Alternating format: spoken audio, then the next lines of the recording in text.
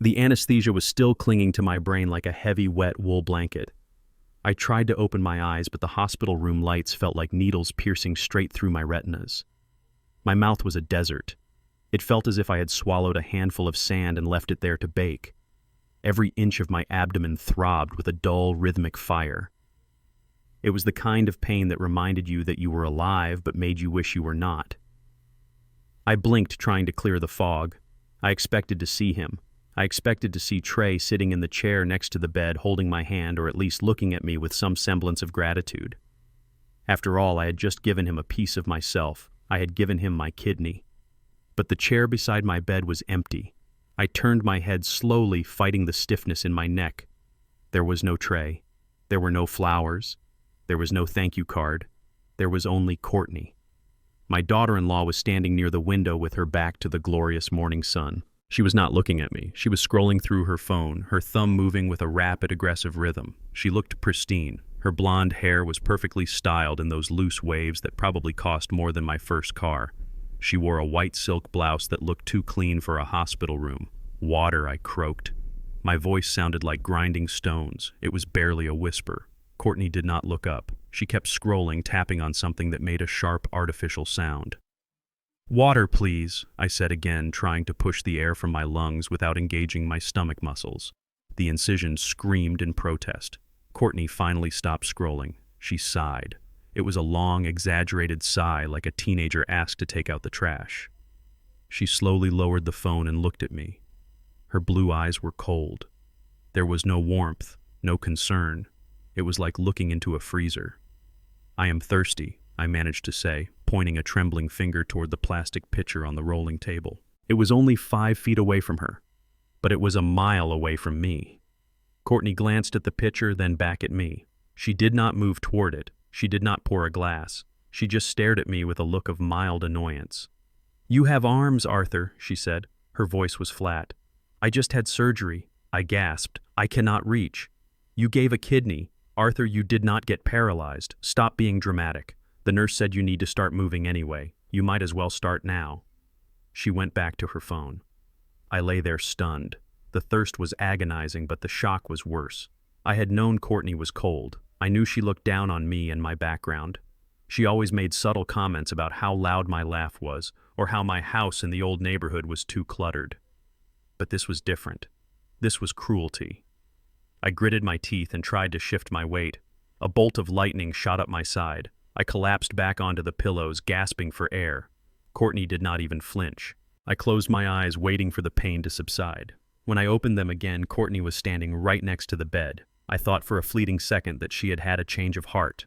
I thought she was going to offer me some ice chips. Instead, she dropped a heavy folder onto my chest. The impact sent a fresh wave of agony through my incision. I groaned instinctively, bringing my hands up to protect the wound. The folder was thick, heavy, and cold. "What is this?" I whispered, pushing the folder off my chest onto the mattress. "Paperwork," Courtney said. She crossed her arms. Her silk blouse rustled. "We need to get this sorted out before the anesthesia wears off completely. I need your signature." I looked at the papers. My vision was still blurry, but the bold black letters at the top of the first page were unmistakable. It was not a medical release form. It was not a post-surgery care instruction sheet. Transfer of residence authority. I blinked, trying to make sense of the words. Underneath that document was another one. It was a printed listing from a real estate website. I saw a photo of a house. It took my brain a moment to recognize it. It was my house. My 4-bedroom brick colonial on the east side. The house I bought in 1985. The house where I raised Trey. The house where my wife Lucille took her last breath. There was a big red banner across the photo that said "Pending Sale." "What is this?" I asked again, my voice gaining a little more strength from the sheer rage bubbling up inside me. "Why is there a sale listing for my house?" "It is not your house anymore," Arthur Courtney said. She spoke slowly, as if explaining quantum physics to a toddler. "It is an asset, and we are liquidating it." "You cannot sell my house," I spat out. "I built that deck with my own hands. I paid off that mortgage 15 years ago. That is my home." Courtney rolled her eyes. She reached into her designer bag and pulled out a pen. She clicked it open. "Technically, Arthur, it is Trey's house too. Remember last year, when you had that scare with your blood pressure? You added Trey to the deed. You said you wanted to make things easier for estate planning. I froze. I remembered. I had done it out of love. I had done it because I trusted my son. I wanted to make sure that if anything happened to me, he would not have to deal with probate court. I thought I was protecting him. I did not know I was handing him the weapon he would use to destroy me. Trey would never do this, I said, shaking my head. He knows what that house means to me. He knows I promised his mother I would keep it in the family. Trey is the one who listed it, Courtney said. A cruel smile played on her lips. She tapped the paper with her manicured fingernail. He signed the listing agreement this morning. While you were under the knife, we have a buyer offering cash. We are not going to let a sentimentality kill a deal like this. I tried to sit up. The pain was blinding, but I ignored it. I needed to tear that paper apart. Get out, I growled. Get out and tell my son to get his ass in here. Courtney did not back down. She leaned in closer. Her perfume was expensive and overpowering. It smelled like vanilla and malice. Trey is not coming, Arthur. He is my son, I shouted. My voice cracked. I just saved his life. He is in the recovery room down the hall. He is actually in a private suite on the top floor, Courtney corrected me. And he gave strictly instructions. He does not want to see you. The room spun. I felt like the floor had dropped out from under the bed. That could not be true. Trey was weak. He was easily manipulated. But he was my boy. I taught him how to fish. I taught him how to change a tire. I held him when he cried after his mother died. Why, I whispered. Courtney let out a short, harsh laugh. Why do you think, Arthur? Look at you. You are embarrassing. You are loud. You are old. You are a constant reminder of where he came from. Trey has been trying to escape your shadow his whole life. He has been trying to wash off the grease from your mechanic shop since he was 18. She leaned in even closer until her face was inches from mine. I could see the pores in her skin under the layers of makeup.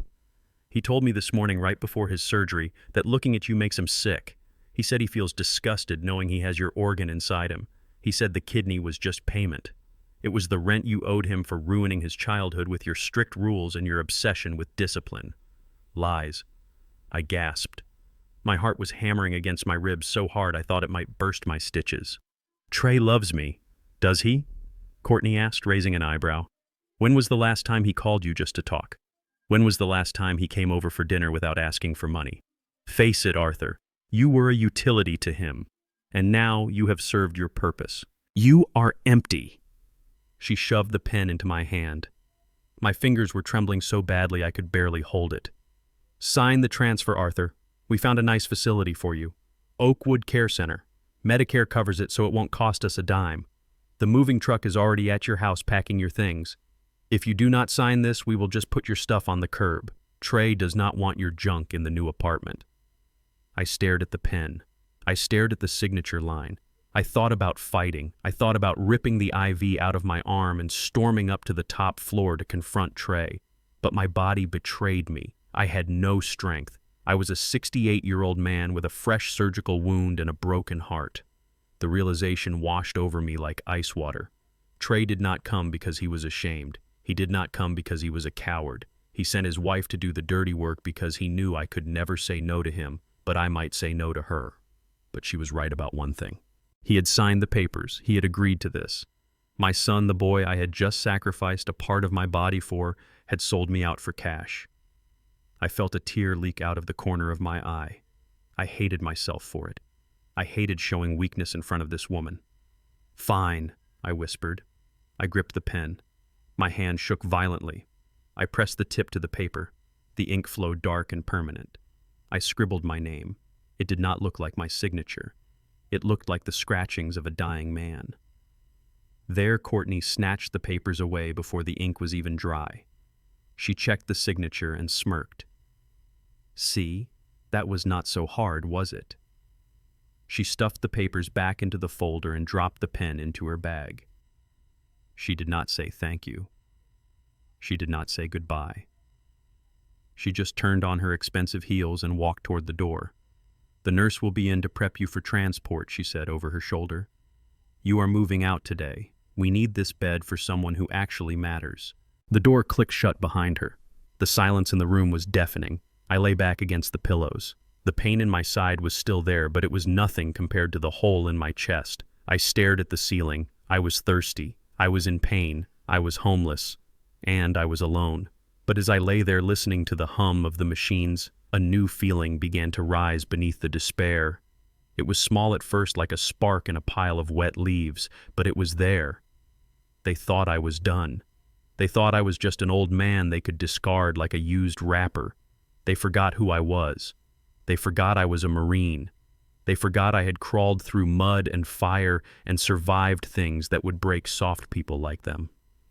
I looked at the pitcher of water across the room. I gritted my teeth. I grabbed the bed rail. I pulled. I screamed internally as my abdominal muscles tore and screamed, but I pulled. I dragged my body across the mattress. I reached out. My fingers brushed the cold plastic handle. I grabbed the pitcher. I brought it to my lips. I drank. Water spilled down my chin and onto my hospital gown, but I drank until the desert in my throat was gone. I slammed the pitcher back down on the table. "You made a mistake, Courtney," I whispered to the empty room. "You took my house, you took my kidney, but you should have made sure you took my life. Because as long as I am breathing, this is not over." The taxi Courtney had summoned was not a medical transport vehicle. It was a battered sedan that smelled aggressively of stale cigarette smoke and cheap pine air freshener. The suspension was shot. Every pothole on the road sent a jolt of agony straight through the chassis and into my fresh surgical wound.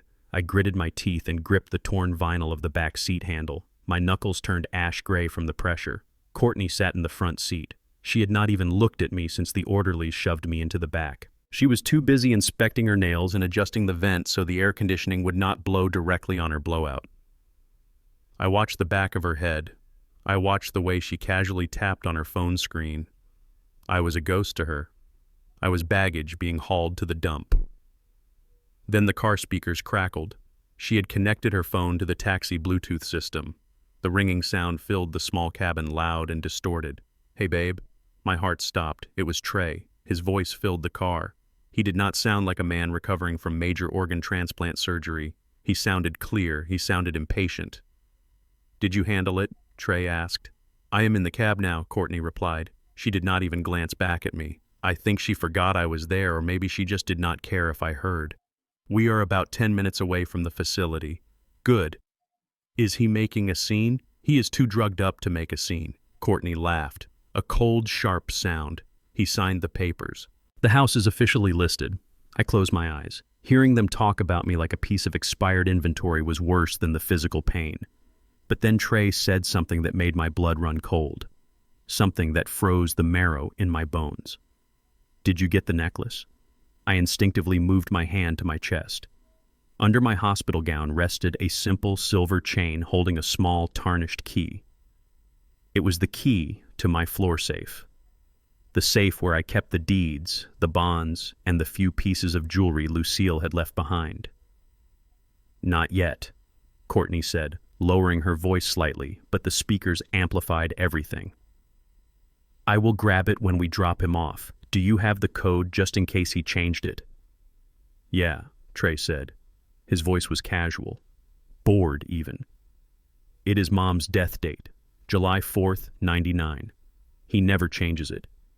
He says it is the day his world ended, so it is the only number he remembers." I gasped. The air left my lungs. He knew. He knew that date was sacred to me. He knew I used it not because I had a bad memory, but because it was my way of keeping Lucille close. He was mocking my grief. He was using the worst day of my life as a password to rob me. "Make sure you get it," Trey continued. "The cash in there will cover the down payment on the new Porsche. I deserve a treat after this surgery. I deserve a treat." Those words echoed in the cramped taxi. I had given him a kidney. I had given him life, and he was trading my sacrifice for a sports car. I looked out the window. The city landscape was changing. We were leaving the well-maintained streets of the suburbs and entering the forgotten edge of town. The buildings were older here. The paint was peeling. The grass was overgrown. My son was not just ungrateful. He was a monster, and I had raised him. The realization hit me harder than the potholes. I had spent my life building a fortress to protect him, and he had used the bricks to build my tomb. I looked at the back of Courtney's head, and for the first time in my life, I felt a hatred so pure, it frightened me. They thought I was asleep. They thought I was finished. but the Marine in me was starting to wake up. I listened to their banter about cars and vacations, and I memorized every word. I filed it away, fuel for the fire that was beginning to burn in my gut. The taxi slowed down. We were not at a hospital. We were not at a rehabilitation center. We were at a place that looked like a prison for the unwanted. A faded sign out front read, Oakwood Care Center, but the D had fallen off, so it just read Oakwoo. The building was a depressing block of gray concrete stained with years of neglect. The windows were small and barred. Even from inside the taxi, I could see the despair radiating from the place. "We are here," Courtney announced. She tapped the end call button, cutting off Trey's laughter. The driver pulled up to the curb. He did not get out to help. He just popped the trunk. "Get out," Arthur Courtney said, opening her door. I looked at the building. I saw an old woman in a wheelchair sitting by the entrance, staring blankly at a wall. I saw trash blowing across the parking lot. I smelled it then, the faint, sickly, sweet odor of industrial cleaner masking the scent of urine and decay. "No," I said. My voice was quiet but firm. I gripped the door handle. "Excuse me," Courtney said, leaning into the back seat. Her face was a mask of irritation. I said no, I repeated. "I am not going in there. That is a warehouse for the dying. I have insurance. I have money. Take me to a real facility." Courtney sighed. She looked at her watch. "I do not have time for this, Arthur. My brunch reservation is in 40 minutes. She turned and waved to two men standing near the entrance. They were not nurses. They were orderlies. Big men with bored expressions and stained uniforms. They walked over to the taxi with the heavy plodding steps of people who were used to handling difficult packages. "He is refusing to exit," Courtney told them. She stepped back, checking her shoes for dust. The taller of the two men opened my door. He did not say hello. He did not ask if I needed assistance. He just reached in and grabbed my arm. "Time to go, Pops," he grunted. "Let go of me," I snapped, trying to pull my arm back. "I am a veteran. You will treat me with respect." The man laughed. It was a dry, humorless sound. "We get a lot of veterans, Pops. They all go inside eventually." He pulled. He did not care about the IV bruising on my arm. He did not care about the fresh staples in my abdomen. He yanked me forward with the force one would use to dislodge a stuck suitcase. I screamed. I could not help it. The movement tore at my core. I felt something warm and wet trickle down my side. My incision had opened. I felt the stitch give way. "Stop!" I gasped. "I am bleeding. You are tearing my stitches." Courtney watched from the sidewalk. She did not flinch. She did not look worried. She looked bored. "Just get him out," she said.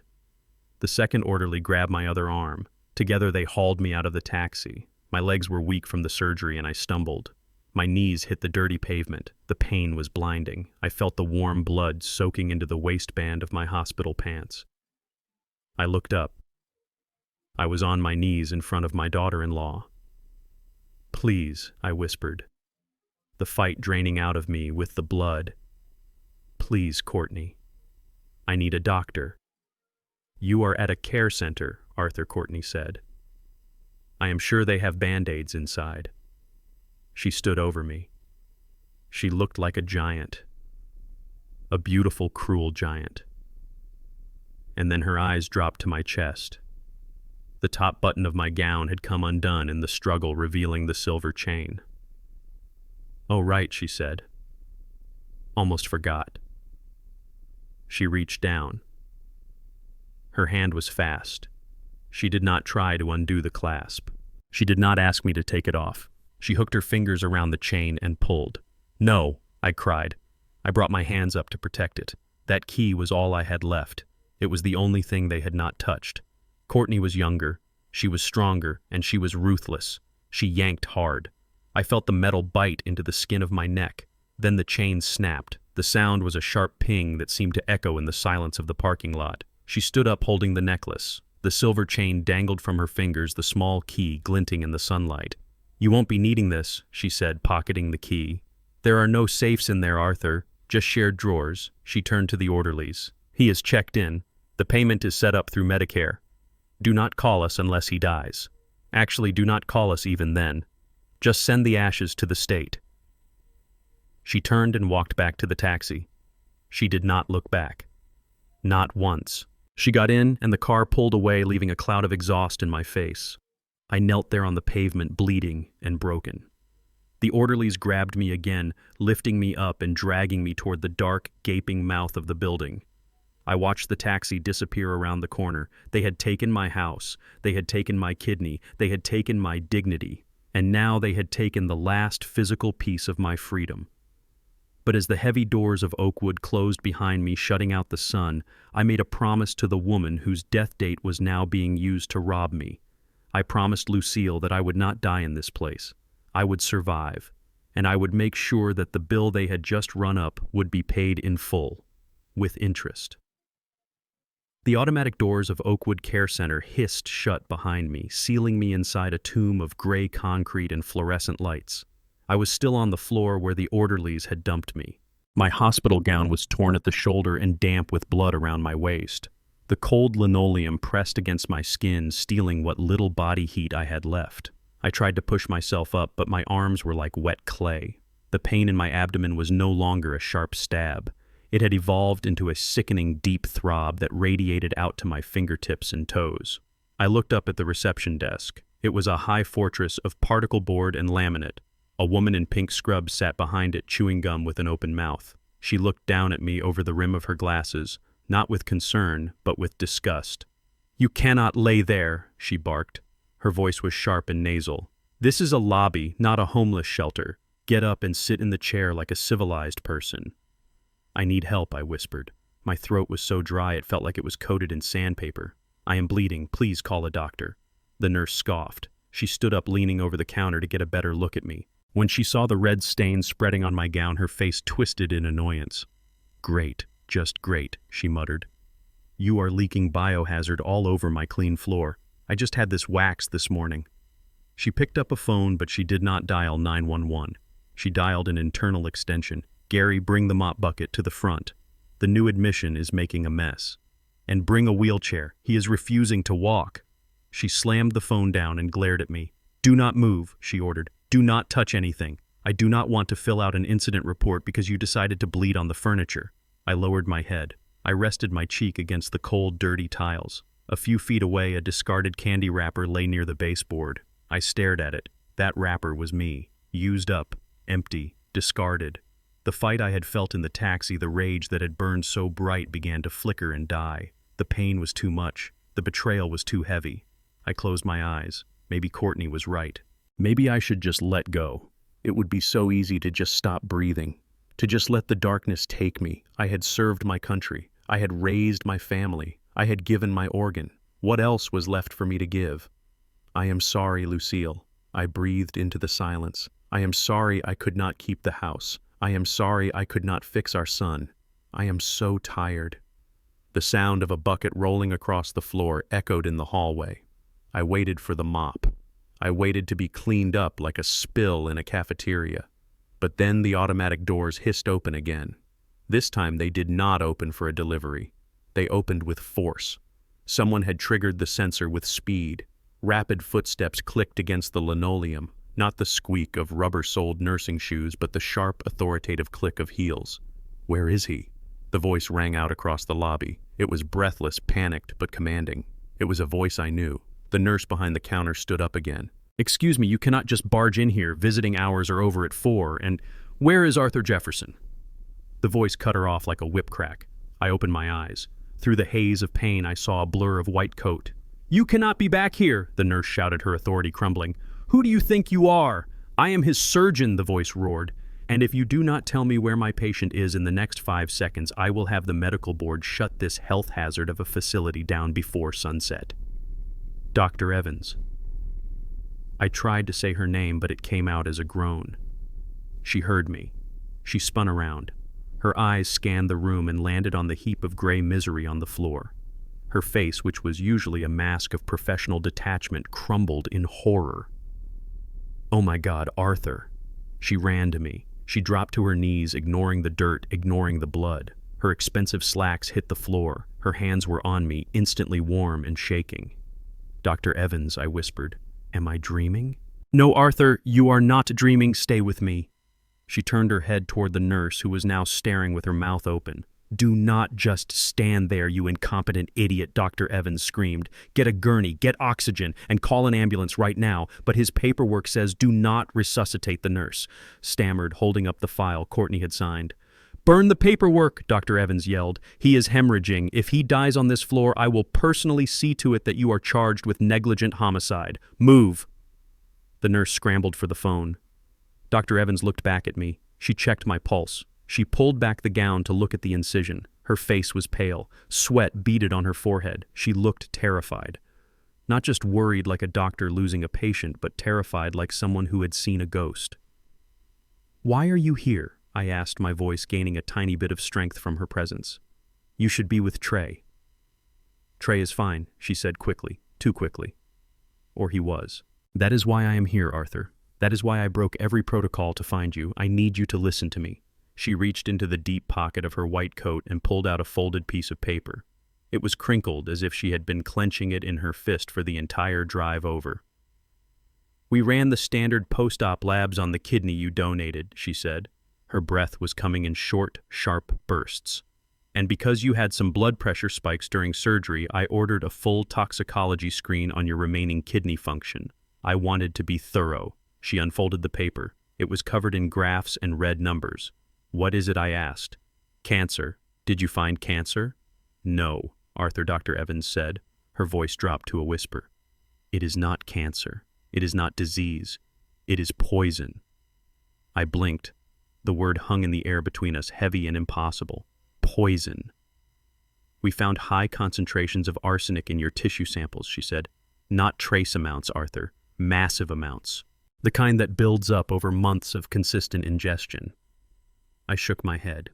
That did not make sense. I was a mechanic, but I had not touched a car in years. I lived in a clean house. I drank filtered water. I do not understand, I said. I do not work with chemicals anymore. It was not environmental, Dr. Evans said firmly. She pointed to a jagged red line on the chart. Look at this absorption rate. It came from your digestive tract. Someone has been feeding it to you, Arthur. Someone has been slowly poisoning you for at least 6 months. My mind reeled. 6 months. 6 months ago was when I started feeling tired. 6 months ago was when I started getting dizzy spells. I thought it was old age. I thought it was my heart slowing down. And then I remembered. 6 months ago was when Courtney started coming over every morning before work. She said she wanted to help me get healthy. She brought me those green smoothies. She brought me those daily vitamins in the little unmarked pill organizer. You have to take these, Arthur, she would say with that sweet, fake smile. They are good for your memory. We do not want you forgetting things, do we? The realization hit me harder than the surgery. It was a physical blow to the gut. Courtney, I whispered. The vitamins. Dr. Evans nodded grimly. That explains the kidney failure, she said. The arsenic destroyed your renal function. It mimicked the symptoms of age-related failure perfectly. If we hadn't done the biopsy, we never would have known. We would have just let you die. She grabbed my hand, squeezing it hard. But that is not the worst part, Arthur. That is not why I ran out of the hospital like a mad woman. I looked at her. Her eyes were wide, filled with a panic I could not comprehend. What could be worse than my son trying to kill me? I asked, tears finally spilling down my cheeks. Dr. Evans leaned in close, her face inches from mine. You donated your kidney to save Trey, she said. But that kidney is saturated with arsenic. It is a toxic filter, Arthur.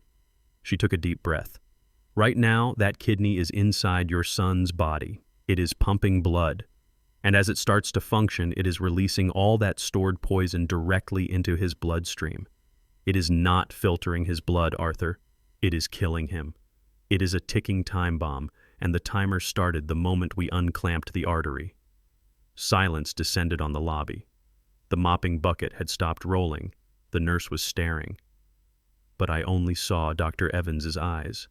My son tried to kill me with poison, I said, my voice trembling. And now the part of me I gave to save him is using that same poison to kill him. Dr. Evans nodded. It is poetic justice in the most twisted way possible, she said. But I am a Dr. Arthur. I took an oath to save lives, even the lives of people who might not deserve it. Trey is going into critical failure. His body is shutting down. We have maybe an hour before the toxin stops his heart. She looked at me pleadingly. I need you to come back with me. I need your consent to administer an experimental chelation therapy that is only authorized for the donor to approve. If you stay here, he dies. If you come with me, we might save him." I looked at the paper in her hand. I looked at the red numbers that proved my family was a nest of vipers. I thought about the house they stole. I thought about the insults. I thought about Trey mocking my wife's death date. "Let him die," a voice in my head whispered. "He did this to himself." But then I looked at Dr. Evans. I saw the desperation in her face, and I felt the ghost of the man I used to be. The Marine, the father, the man who protected his family even when they were unworthy. "Help me up," I said. "Arthur, you are too weak." Dr. Evans started to protest. I said, "Help me up," I growled, pushing myself off the floor. The pain was blinding, but the fire in my belly was hotter. "I am not going back to save him," I said as she pulled me to my feet, my legs shaking violently under my weight. "I am going back to watch him look me in the eye when he finds out." The ambulance sirens wailed in the distance, getting closer. "Take me home, doctor," I said. "I have a family reunion to attend." Dr. Evans reached for her phone, her thumb hovering over the emergency dial button. Her face was flushed with the adrenaline of the revelation she had just delivered. She wanted to call the police. She wanted to call an ambulance. She wanted to bring the full weight of the medical and legal system down on the people who had poisoned me. It was the logical thing to do. It was the safe thing to do. But I was not feeling safe. And I was certainly not feeling logical. I reached out and grabbed her wrist. My grip was weak compared to what it used to be, but it was firm enough to stop her. "No police," I said. My voice was low and rough, like gravel grinding in a mixer. "Not yet." "Arthur," she pleaded, trying to pull away gently. "This is attempted murder. This is a biohazard situation. We need law enforcement. We need to get you to a dialysis machine immediately." "If you call the police now," I said, staring into her eyes, "I will deny everything. I will say I took the arsenic myself. I will say I am a confused old man." She stopped. She looked at me with a mixture of confusion and horror. "Why would you do that?" she asked. "Why would you protect them after what they did?" "I am not protecting them," I said. "I am hunting them." I pulled myself up straighter, using the reception desk for support. The pain in my abdomen was a screaming white-hot fire, but I pushed it into a corner of my mind. That was a Marine trick. Pain is just information. It is just the body telling you damage has occurred. You acknowledge it and you move past it. "I need to see it, Dr. Evans," I said. "I need to look my son in the eye. I need to see the look on his face when he realizes his plan failed. If the police show up now, he will play the victim. He will cry. He will say he didn't know. I need to catch him in the act. I need to see the guilt before he has time to put on his mask." Dr. Evans hesitated. She looked at the red numbers on the toxicology report in her other hand. She looked at my bleeding side. "You can barely stand, Arthur," she said. "You are in shock. If you go out there, you could collapse. Then give me something," I said. "You are a surgeon. You have a bag in your car. Give me a shot. Toradol, morphine, adrenaline. I do not care what it is. Just numb the pain for 1 hour. That is all I need. 1 hour to settle my affairs." She shook her head vigorously. "I could lose my license," she whispered. "You will lose a patient if you do not," I countered. "Because if you do not take me, I am walking, and I will die on the side of the road before I let them win." She stared at me for a long silence. She saw the resolve in my eyes. She saw the soldier that was waking up inside the broken body. Finally, she let out a frustrated breath and nodded. "Get in the car," she said. 5 minutes later, I was sitting in the passenger seat of her BMW. She had administered a high-dose injection of a non-narcotic painkiller and a stimulant to keep my blood pressure up. I felt the drugs hit my system like a warm wave. The sharp edges of the agony dulled.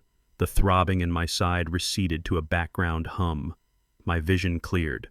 "Drive," I said. The ride to my house was a blur of motion. I watched the city fly by. The sun was beginning to set, casting long, blood-red shadows across the streets. It was fitting. The day was dying, and so was the life I had known. We turned onto the winding road that led up to the hills where the affluent lived. This was the neighborhood where I had spent 30 years trying to fit in, trying to prove that a black man from the South Side belonged in a colonial mansion. I had paved the driveway. I had planted the oak trees. I had built a legacy. And now as we rounded the final corner, I saw what they had done to my legacy. "Pull over here," I said, pointing to a spot hidden by a large hedge about 50 yards from the driveway. Dr. Evans parked the car. I looked at the house. My house. It was lit up like a Christmas tree. Every window was glowing. The front lawn, which I kept immaculate, was filled with cars. Expensive cars. I recognized the sleek lines of a Porsche 911. I saw a Bentley. I saw the flashy SUVs of Courtney's social climber friends. "They are having a party," Dr. Evans whispered. Her voice was full of disgust. "You just had surgery this morning. Who throws a party on the day their father-in-law is put in a nursing home?" "People who are celebrating a death," I said. I opened the car door. The cool evening air hit my face. I felt strangely calm. The drugs were working, but it was more than that. It was the clarity of the mission. I walked up the side of the lawn, staying in the shadows of the oak trees I had planted with Trey when he was 10 years old. I remembered his small hands holding the shovel. I remembered him looking up at me and asking if the tree would grow as big as me. "I will make sure it does, son," I had said. I suppressed the memory. That boy was dead. The man inside that house was a stranger. I crept up to the large bay window that looked into the living room. The curtains were drawn, but there was a gap. I leaned in, pressing my face close to the cold glass. The scene inside was like something out of a magazine. The furniture had already been rearranged. My favorite leather recliner was gone, replaced by a modern white sofa that looked uncomfortable and pretentious. There were people everywhere holding crystal flutes of champagne. They were laughing. They were eating hors d'oeuvres off silver platters. And there in the center of the room was Courtney. She had changed out of her hospital clothes. She was wearing a red dress that clung to her body. She looked triumphant. She was holding a glass high, making a toast. I could not hear the words through the glass, but I saw the way people were nodding and smiling. She was the queen of the castle. She had won. Then I saw Trey. My breath caught in my throat. He was lying on a chaise lounge near the fireplace. He looked terrible. His skin was gray. There were dark circles under his eyes. He was sweating. The poison was already working. The kidney I gave him was doing its deadly job. But despite his sickness, he was smiling. He was holding a glass of whiskey. He was weak, but he was part of it. He was nodding along to Courtney's toast. He was celebrating his own demise, and he did not even know it. "Look at them," I whispered. "They think they are free." Dr. Evans stood beside me. She looked at Trey, and her doctor's instinct kicked in. "He is symptomatic," she observed quietly. "Look at the tremor in his hand. Look at the pallor. The toxin is affecting his neurological system. If we do not intervene soon, he will seize." "Not yet," I said. I turned away from the window. I walked to the front door. It was a massive oak door that I had refinished myself. I tried the handle. Locked, of course. They wanted to keep the riffraff out. They wanted to keep the world away while they divided the spoils. Dr. Evans looked at me. "How do we get in?" she asked. "Do you want me to break a window?" I shook my head. I knelt down by a large ceramic pot containing a withered hydrangea bush. Courtney had stopped watering it months ago. I dug my fingers into the dry soil. My nails scraped against terracotta until I felt it. Cold metal. I pulled out a key. It was wrapped in a small piece of plastic. I had put it there 5 years ago after I locked myself out one winter. I never told Trey about it. I never told anyone. It was my fail-safe. I stood up and brushed the dirt off the key. "This is my house," I said. "I do not break in. I walk in." I inserted the key into the lock. It turned with a smooth, silent click. The well-oiled mechanism yielded to its master. I pushed the door open. The foyer was filled with the sound of jazz music. Smooth, expensive jazz. The kind they played in hotel elevators. The air smelled of expensive cologne and roasted duck. I stepped onto the marble floor. My hospital socks made no sound. My gown was torn and blood-stained. I looked like a specter rising from the grave. Dr. Evans followed me, staying a step behind, her white coat stark against the dim light of the hallway. We walked toward the living room. The laughter grew louder. I heard Courtney's voice piercing through the chatter. To the future, she was saying, and to making the hard choices that secure our legacy. I stepped into the archway of the living room. For a moment, no one noticed. They were too focused on the champagne. They were too focused on the lie. Then a woman near the door turned. She dropped her glass. The sound of shattering crystal cut through the room like a gunshot. The music seemed to stop. The conversation died instantly. One by one, the heads turned. One by one, the smiles vanished, replaced by masks of pure horror. They looked at me. They looked at the blood on my side. They looked at the dirt on my face. They looked at the fire in my eyes. Courtney froze mid-sip. Her glass tilted, spilling champagne onto her expensive red dress. Her eyes went wide. Her jaw dropped. She looked from me to the front door, then back to me as if trying to calculate how a dead man could walk. Trey struggled to sit up on the chaise lounge. He spilled his whiskey. He looked at me with the eyes of a child who had been caught stealing. Fear. Pure primal fear. Security. Courtney shrieked, her voice cracking. "Where is the security? Who let this homeless man in?" She was trying to deny reality. She was trying to pretend I was a stranger. I stepped forward. The crowd parted. People backed away from me as if I were contagious, as if my poverty and my pain were a disease they could catch. I walked straight to the center of the room. I stood in front of the fireplace under the portrait of my grandfather that they had already taken down and leaned against the wall to be thrown out. "I am not homeless, Courtney," I said. My voice was calm, terrifyingly calm. It filled the room, echoing off the high ceilings. "And I am not dead." I looked at Trey. He was trembling violently now. "Be dead," he stammered. I looked at Courtney. She was backing away, her hand groping for her phone. "You are trespassing," she hissed, though her voice shook. "You signed the papers. You have no right to be here." I reached into my pocket. I did not pull out a weapon. I pulled out the toxicology report. I held it up. The paper was crumpled and stained with a speck of my own blood. "I think I have every right," I said, "considering I paid for this party. And I paid for it with more than just money. I took another step toward them. I tried to die for you today," I said, looking at my son. "I let them cut me open. I let them take a piece of me to keep you alive. And while I was bleeding, you were planning this." I swept my arm around the room, knocking a tray of appetizers onto the floor. The crash made everyone jump. "The party is over," I announced. And then I smiled. It was a cold, wolfish smile. "But the funeral is just beginning." Courtney's hand dove into her clutch purse like a snake striking its prey. She pulled out her phone, her fingers trembling so violently she almost dropped it. The silence in the room was suffocating, broken only by the soft hum of the air conditioning and the frantic tapping of her acrylic nails against the screen. "I am calling 911, she announced, her voice shrill and tight. "I am telling them there is an intruder, an aggressive, unstable intruder who is threatening my guests." She looked around the room, seeking validation from her audience. The guests, the people she had curated to fill my home, stood there like statues carved from ice and arrogance. They were holding their champagne flutes, their expensive watches glinting under the chandelier I had installed 30 years ago. They looked at me, and they did not see a homeowner. They did not see a father. They saw a disruption. They saw a stain on their perfect evening. One man, a tall fellow with silver hair and a suit that probably cost more than my first car, stepped forward.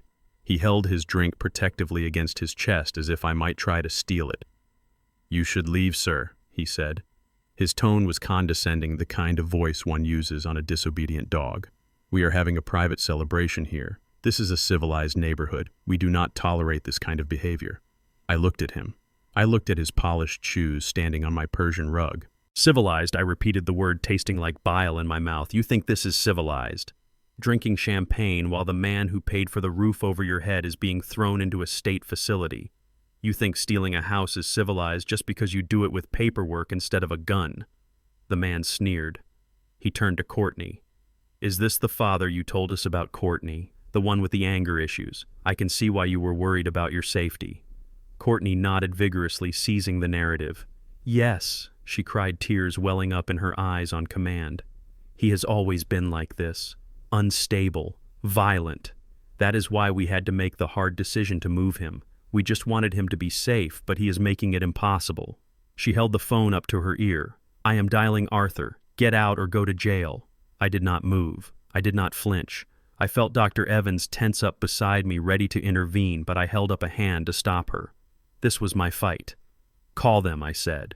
My voice was low, dangerous. "Call the police, Courtney. Tell them everything. But make sure you tell them about the vitamins, too." Courtney froze. Her thumb hovered over the call button. The color drained from her face, leaving behind a mask of pale foundation and fear. "I do not know what you are talking about," she stammered, but her eyes darted to the side, betraying her. I think you do, I said. I reached into my pocket. My fingers closed around the crumpled piece of paper Dr. Evans had given me. The toxicology report. The death warrant they had signed for me. I pulled it out. It was just a piece of paper, but in that moment it felt heavier than a brick. I walked forward. The guests parted nervously, giving me a wide berth. I walked right up to Courtney. I could smell the fear on her. It smelled sour, cutting through her expensive perfume. I raised my hand and slammed the paper against her chest. "Read it," I roared. The paper fluttered to the floor, landing right between us. Courtney looked down. She did not want to look, but she could not help it. The bold red letters were impossible to miss. "Arsenic," I said. The word hung in the air like smoke. High concentrations of arsenic found in the kidney donor's tissue. That is me, Courtney. I am the donor. And do you know where it came from? It came from those green smoothies you insisted I drink every morning. It came from those special vitamins you organized for me in that little plastic box. The room erupted in whispers. The guests exchanged uneasy glances. They were social climbers, but they were not stupid. They knew what arsenic was. Courtney let out a laugh. It was a high-pitched, frantic sound that bordered on hysteria. She kicked the paper away with her heel as if it were a cockroach. "This is ridiculous!" she shrieked, looking around at her friends, desperate to salvage her reputation. "Do you hear him? He is delusional. This is exactly what the doctors warned us about. Dementia. Paranoia." She pointed a shaking finger at me. "You did this to yourself, Arthur. You are a sick old man. You probably took something to get attention. Or maybe you are just confused, and now you are trying to frame us. Frame your own family because you are bitter about the house." She turned to the guests, her hands clasped in a pleading gesture. "Please, everyone, you have to understand. He has been threatening to ruin us for months. He hates that Trey is successful. He hates that we are happy. He poisoned himself just to ruin this party." I stared at her. The audacity of the lie was breathtaking. She was not just denying it, she was twisting the knife. She was turning my victimization into a weapon against me. I looked at Trey. He was still lying on the chaise lounge. He had not moved. He was staring at the paper on the floor. His face was gray. Sweat was pouring down his forehead, soaking the collar of his dress shirt. "Tell them, Trey," I said, my voice breaking. "Tell them the truth. You knew. You asked for the safe combination because you knew I would not be coming back. Tell them about the date." July 4th. Trey opened his mouth. His lips were blue. He tried to speak, but only a croak came out. "He is trying to manipulate you, Trey," Courtney shouted, cutting him off. "Do not listen to him. He is crazy." And then it happened. The lie shattered. Not because of my words, but because of the biology I had gifted my son. Trey sat up suddenly, his eyes bulging. He let out a sound that I will never forget, a guttural, strangled gasp that sounded like a drowning man breaking the surface. His hand flew to his chest. He clawed at his shirt, ripping the buttons. My chest, he wheezed, burning. Trey. Courtney gasped, stepping toward him but not touching him. She was still holding her champagne glass. "Stop it. Stop acting. He is watching." "It is not an act," Dr. Evans yelled, stepping out from behind me. Trey's body arched backward as if he had been electrocuted. He fell off the chaise lounge and hit the floor with a sickening thud. The glass of whiskey he had been holding shattered, sending amber liquid and shards of glass across the white rug. He began to convulse. It was violent. His limbs thrashed uncontrollably, kicking over a small table. His head banged against the floorboards. Foam pink with blood began to bubble at the corners of his mouth. His eyes rolled back into his head until only the whites were showing. The room descended into chaos. Guests screamed and scrambled backward, knocking over chairs and spilling drinks. The civilized facade evaporated in an instant. The man in the expensive suit dropped his glass and backed into a corner, looking terrified. "Help him!" someone screamed. Courtney stood there, frozen. She looked down at her husband, writhing on the floor. She did not drop to her knees. She did not hold his head. She looked at the stain the whiskey was making on the rug. She looked at the guests watching her. She looked at her ruined party. "Do something," she screamed at me. "You did this. You cursed him." I stood still. I watched my son shaking on the floor. I watched the poison I had unknowingly carried into him tear his nervous system apart. Every muscle in my body wanted to rush forward. Every instinct as a father screamed at me to hold him, to comfort him. But I did not move. "This is not a curse, Courtney," I said, my voice calm amidst the screaming. This is the arsenic. The kidney I gave him is full of it, and now it is pumping that poison into every vein in his body. Dr. Evans rushed past me. She dropped her bag and slid across the floor to Trey's side. She was a professional. She ignored the chaos. She ignored the glass. She grabbed Trey's shoulder and turned him onto his side to prevent him from choking on his own vomit. "He is seizing," she shouted. "I need a spoon. I need space. Call an ambulance now." Courtney finally dropped her phone. She fell to her knees, not out of love, but out of the sheer weight of the reality crashing down on her. "No," she wailed. "No, no, no. This was supposed to be over. He was supposed to be fine." I looked down at her. "You wanted my kidney, Courtney," I said. "You wanted my house. You wanted my life. Well, you got it all." I looked at Trey, his body still jerking rhythmically on the floor, the foam turning redder as he bit his tongue. And now I said quietly so only she could hear, "You are going to watch exactly what that greed cost you." The sound of sirens rose in the distance, piercing the night air. But this time they were not coming for me. They were coming for the man who had tried to kill his father and found out that blood is not just thicker than water. Sometimes it is toxic. The ambulance sirens had faded into the distance, leaving behind a silence that felt heavier than the noise. I did not ride with them. The paramedics had taken one look at my torn hospital gown and the blood drying on my side and insisted I get checked in immediately. But I refused. I told them I would find my own way. I needed a moment. I needed to breathe air that did not smell of betrayal and arsenic. Dr. Evans drove me to the hospital in silence. She understood. She knew that the war was far from over. It was just moving to a new battlefield. When we arrived at the emergency room waiting area, it was a chaotic scene of fluorescent lights and anxious faces. But I saw only one face, Courtney. She was standing near the triage desk arguing with a nurse. Her red dress was stained with champagne, and she looked like a beauty queen who had survived a car crash. Her hair was messy, her makeup was smeared, but her eyes were still sharp. Dangerous. When she saw me walking through the sliding doors flanked by Dr. Evans, she did not cower. She did not run. She straightened her spine and marched right toward me. "You!" she hissed, pointing a finger that was shaking with rage. "You did this. You orchestrated this whole thing to humiliate us." I stopped. I looked at her. I felt a strange sense of detachment. It was as if I was looking at a stranger. "I did not poison myself, Courtney," I said, my voice steady despite the fatigue dragging at my bones. "And I certainly did not poison my son. You did that. You and your greed." Courtney let out a short, incredulous laugh. She stepped closer, invading my personal space. She lowered her voice to a venomous whisper so the nurses wouldn't hear. "Who are they going to believe, Arthur? Look at you. You are a sick old man with a history of heart trouble and now apparently mental instability. I have already spoken to the police officer over there. I told him you have been suffering from dementia. I told him you have been paranoid.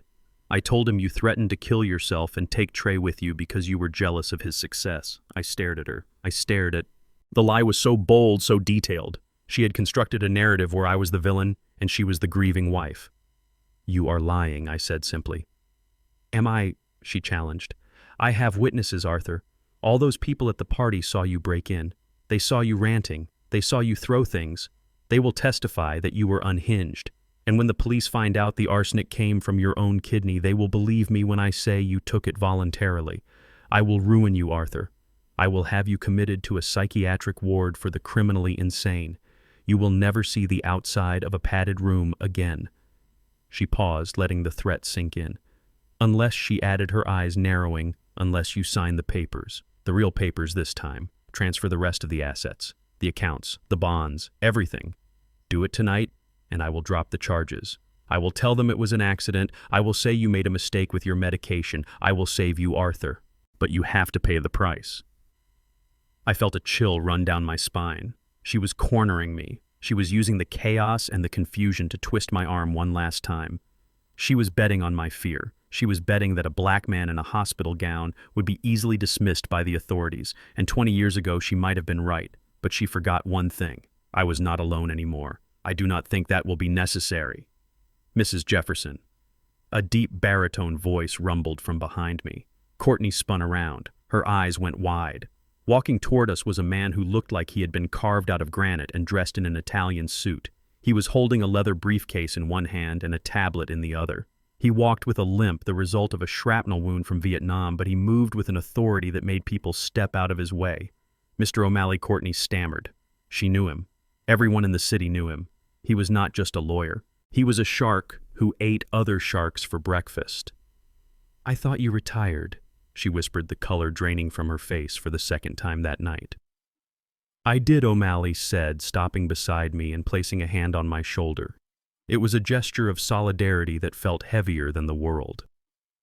But Arthur is an old friend, and when an old friend calls and tells me someone is trying to murder him, I tend to come out of retirement. Murder. Courtney laughed nervously. That is a strong word. This is a family matter, a medical misunderstanding. O'Malley did not smile. He did not blink. He lifted the tablet he was holding. "I do not deal in misunderstandings, Mrs. Jefferson. I deal in evidence. And Arthur has been very diligent about collecting evidence." He tapped the screen. A video started playing. It was grainy black and white footage from a hidden camera. I recognized the angle immediately. It was the camera I had installed in the kitchen smoke detector 6 months ago. I had done it after I noticed my morning soup tasted faintly of almonds. I had hoped I was wrong. I had hoped it was just a new recipe. But the video showed the truth. On the screen, Courtney was standing at the kitchen island. She was wearing her bathrobe. She looked relaxed, happy even. She was humming to herself. In front of her was my favorite mug, the one with the Marine Corps logo.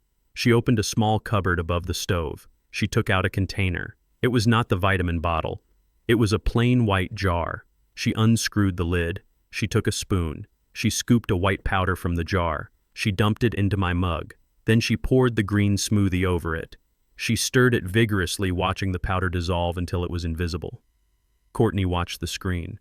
Her mouth opened and closed like a fish out of water. She tried to look away, but she couldn't. The evidence was absolute. It was damning.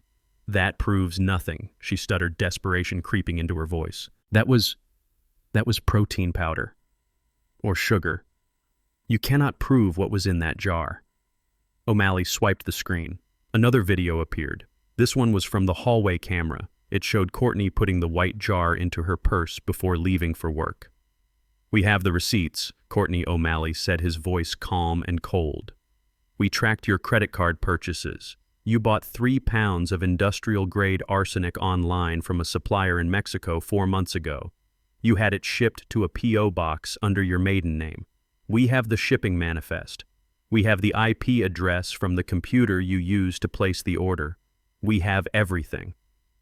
Courtney backed away until her back hit the wall. She looked trapped. She looked like a rat that realized the maze had no exit. "You are going to prison," Mrs. Jefferson O'Malley said, closing the tablet cover with a snap that sounded like a gavel falling. "For a very long time. Attempted murder, elderly abuse, fraud. I have already sent this footage to the district attorney.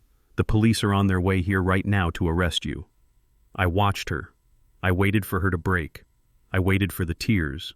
I waited for the begging. But Courtney did not break. Instead, she did something that chilled me to the bone. She straightened up. She smoothed her ruined dress. And she smiled. It was not a nice smile. It was the smile of a suicide bomber who realizes they can take everyone down with them. "You sent it to the DA," she asked, her voice surprisingly steady.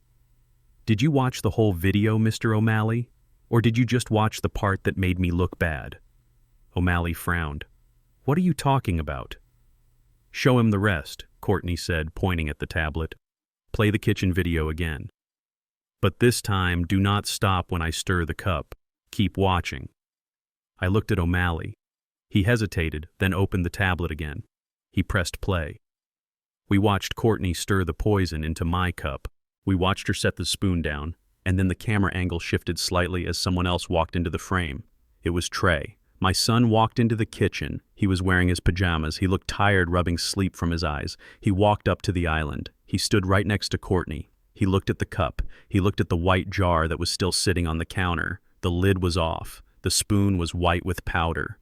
Courtney said something to him in the video. There was no audio, but her lips were clear. She pointed to the cup. She pointed to the jar. She laughed.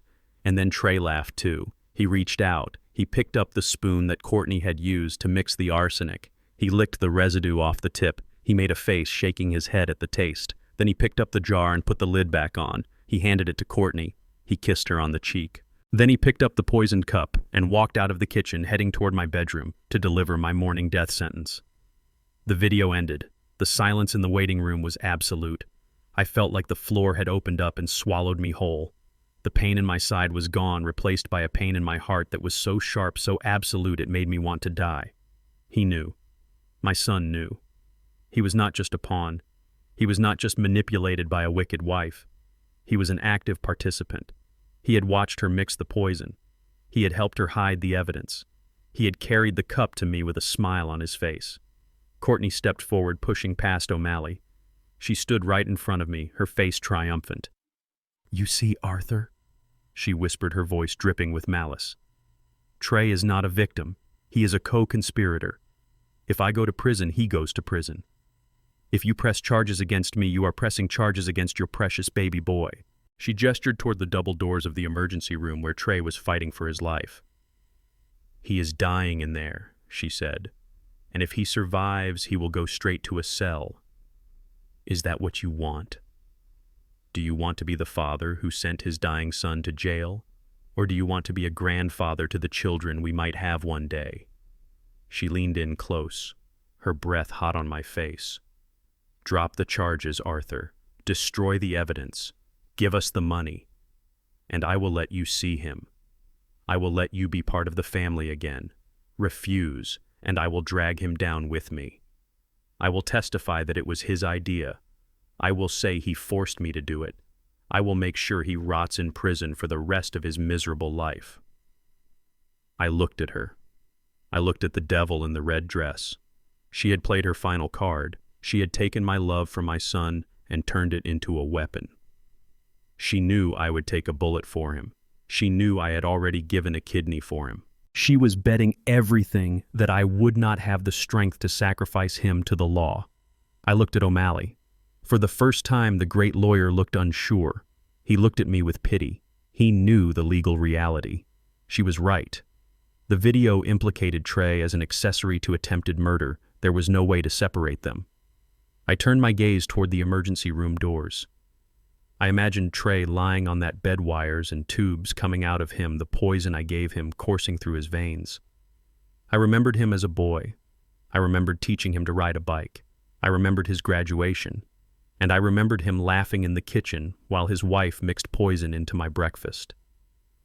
I closed my eyes. A tear leaked out, hot and burning. "What do you say?" Arthur Courtney pressed, sensing my hesitation. "Do we have a deal?" I stood there in the middle of the hospital hallway, caught between the justice I deserved and the mercy my heart desperately wanted to give. The decision I had to make was impossible. It was the kind of choice that would haunt a man until his last breath. I opened my eyes. I looked at Courtney. I looked at O'Malley. And then I looked at the security camera mounted on the ceiling of the waiting room, blinking its red eye, recording everything. I took a deep breath. "I need to see him," I said. Courtney smiled. It was the smile of a victor. "Good choice, Arthur," she said. "Good choice." But she did not know what I was thinking. She did not know that the Arthur who wanted to save his son was fighting a war with the Arthur who believed in honor. And she certainly did not know that the war was far from over. The glass wall of the intensive care unit felt cold against my forehead. I stood there like a ghost, haunting the living, watching the rhythmic rise and fall of my son's chest. The machines around him hummed and beeped, a mechanical symphony that was keeping him alive while the organ I gave him tried to kill him. It was a cruel irony. The kidney that was meant to be his salvation had become his executioner. Dr. Evans had told me I should rest. She said my own incision could reopen if I kept pacing the hallways. But how could a father rest when his entire world was burning down behind that glass? I looked at Trey. He looked so small in that bed. The tubes running into his nose and the wires attached to his chest made him look like a broken toy. My mind drifted back 30 years. I saw a different version of him. I saw a 6-year-old boy on a bright Saturday morning in July. He was sitting on a red bicycle, his knees knobby and scarred from scrapes. He was terrified. He was gripping the handlebars so tight his knuckles were white. "Daddy, do not let go," he had screamed. "I will fall." I held the back of the seat, running alongside him, my boots pounding the pavement. "I have got you, son," I had promised. I will never let you fall. And when he finally found his balance, when he finally started pedaling on his own, I let go. I watched him ride away, wobbling but upright, the wind catching his shirt. I felt a pride so fierce it almost brought me to my knees. That was the job, to hold them until they could ride alone, to protect them until they were strong enough to face the world. But I had failed. I had protected him from the world, but I had not protected him from himself. I had not protected him from the woman who turned his heart black. Or maybe the darkness was always there. That was the thought that kept clawing at my brain like a rat in a wall. The video, the image of him laughing in the kitchen while Courtney mixed the poison. Was he brainwashed? Was he afraid of her? Or was he just greedy? Was my son the boy I taught to fish and change tires and say yes sir and no ma'am actually a monster who viewed his father as nothing more than a bank account with a pulse? I pressed my hand against the glass right over where his face was reflected. I wanted to hate him. God knows I had every right. He had tried to kill me. He had stolen my home. He had mocked my wife's memory. But as I watched him struggle for breath, a different feeling washed over me. It was a heavy, suffocating grief. It was the biological imperative that says a father does not bury his son. A father does not stand by and watch his child die, even if that child has sinned. I am a Marine. I know about enemies. I know about rules of engagement. When an enemy tries to kill you, you neutralize the threat. You do not hesitate. You do not feel sorry. You pull the trigger because it is him or you. But this was not a battlefield. This was a hospital. And the enemy was my own flesh and blood. The door to the unit swished open behind me. I did not turn around. I knew it was Dr. Evans. She walked up beside me, her presence quiet and steady. His vitals are stabilizing, she said softly. The seizure stopped his heart for 10 seconds, Arthur. We brought him back. But the toxin is still in his system. Every time his heart beats, it pumps more arsenic through his veins. We need to start the chelation therapy soon. I did not answer. I just kept staring at Trey. He is waking up, Dr. Evans added. The sedative is wearing off. If you want to speak to him, now is the time. I closed my eyes. I took a deep breath, inhaling the sharp scent of antiseptic and floor wax. This was it. This was the moment of truth. I needed to look into his eyes. I needed to hear his voice. I needed to know if there was anything left of the boy on the red bicycle, or if he was gone forever. I will go in, I said. The room was freezing. Hospitals always keep the air conditioning too low, as if the cold helps preserve the life they are trying to save. I walked to the side of the bed. The only sound was the hiss of the ventilator assisting his breathing. I pulled up a metal chair. It scraped against the floor, a harsh sound that made Trey flinch. I sat down. I leaned forward, resting my elbows on my knees, clasping my hands together to stop them from shaking. My own surgery wound throbbed, a dull reminder of the connection between us. Trey, I whispered. His eyelids fluttered. They were heavy, swollen. He fought against the drugs, dragging him down. Slowly, painfully, he opened them. His eyes were bloodshot, yellowed from the liver stress. He looked around the room confused. Then his gaze landed on me. For a moment there was nothing, just blank recognition. Then I saw the memory return. I saw the fear. He tried to pull away, but he was too weak. His hand twitched on the sheet. "Dad," he croaked.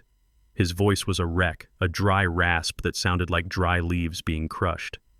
"I am here, son," I said. My voice was gentle. I hated myself for it. I should be screaming. I should be raging. But I was just a father hoping for a miracle. "Water," he whispered.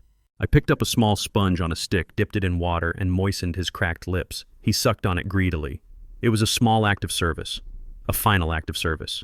"Trey," I said, putting the sponge down, "we need to talk." He looked at me. Tears began to pool in his eyes. I thought this was it. I thought this was the confession. I thought he was going to say he was sorry.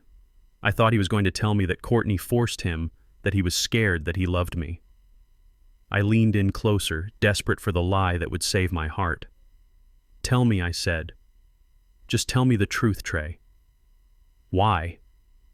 He swallowed hard. He looked at the ceiling, then back at me. He looked like a child who had been caught with his hand in the cookie jar.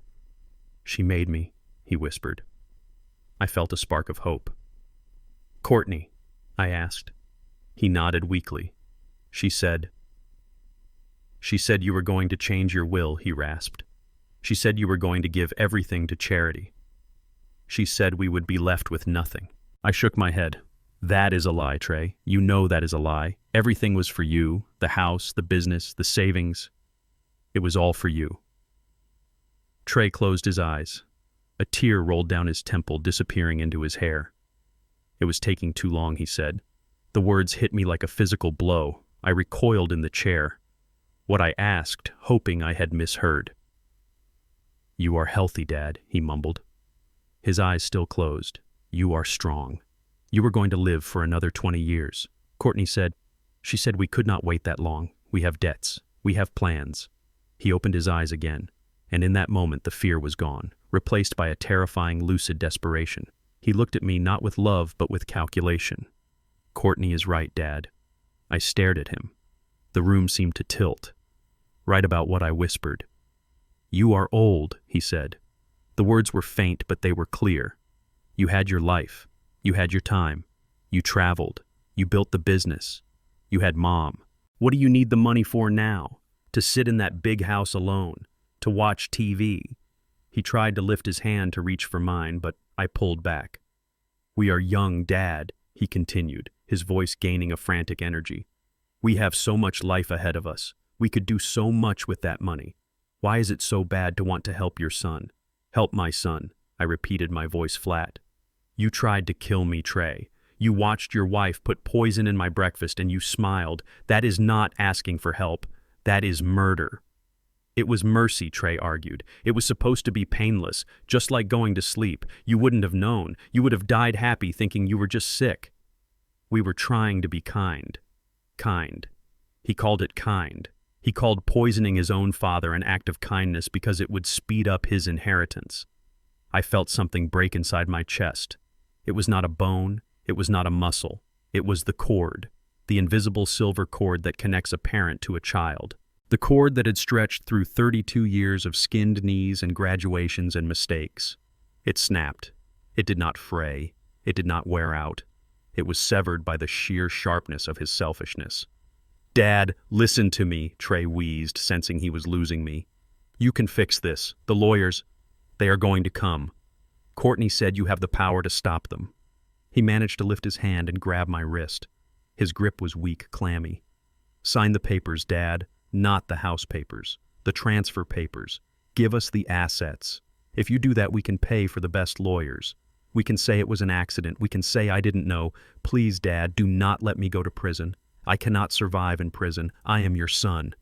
He looked at me with those big eyes, the same eyes that had looked at me from the bicycle seat. "I am your boy," he whispered. "You promised you would never let me fall." I looked at his hand on my wrist. I looked at his face. And for the first time in my life, I did not see my son. I saw a stranger. I saw a man who had looked at my life and decided it was nothing more than an obstacle to his comfort. I saw a man who believed that my death was a reasonable price to pay for a Porsche and a vacation. I saw a man who had no honor, no soul, no heart. The heat in my body vanished. The anger vanished. The grief vanished. All that was left was the cold, the absolute zero cold of the deep ocean. The cold of a soldier who realizes the mission has changed. The objective was no longer to save the hostage. The hostage was dead. The objective was now to neutralize the enemy. I reached down and peeled his fingers off my wrist one by one. I did it gently, but firmly. "You are right, Trey," I said. My voice sounded strange to my own ears. It was not the voice of Arthur the father. It was the voice of Sergeant Jefferson. It was steel and ice. Trey looked confused. "I am," he asked, hopeful. "Yes," I said, standing up. "I am old. I have lived my life. And I have learned a lot of lessons." I smoothed the front of my hospital gown. I looked down at him from my full height. "One of the most important lessons I learned in the Corps is that you never leave a man behind," I said. "But you are not a man, Trey. A man takes responsibility for his actions. A man protects his family. You are a parasite." Trey's face crumpled. "Dad, no." And the second lesson, I continued ignoring his plea, is that you cannot save someone who has already decided to jump. I walked to the door. "I kept my promise, Trey," I said without looking back. "I did not let you fall. You let go of the handlebars, and now you have to hit the pavement." I opened the door and walked out. Dr. Evans was waiting for me. She saw my face. She saw the lack of tears. She saw the set of my jaw. She knew. "Is he ready?" she asked. I looked at the clipboard in her hand. The consent form for the treatment. The treatment that would save his life so he could stand trial. "Save him," I said. Dr. Evans nodded and moved to enter the room. "But Doctor," I added, stopping her for a second. She turned back. "Make sure you keep the receipt," I said. "I want him to know exactly how much his life cost me." I walked down the hallway toward the exit. I did not look back at the glass wall. I did not look back at the son I had lost. I had a lawyer to meet, and I had a war to win. Dr. Evans stood in the doorway of the intensive care unit holding the clipboard that contained the only hope for my son's survival. She looked at me one last time before entering. She did not need to speak.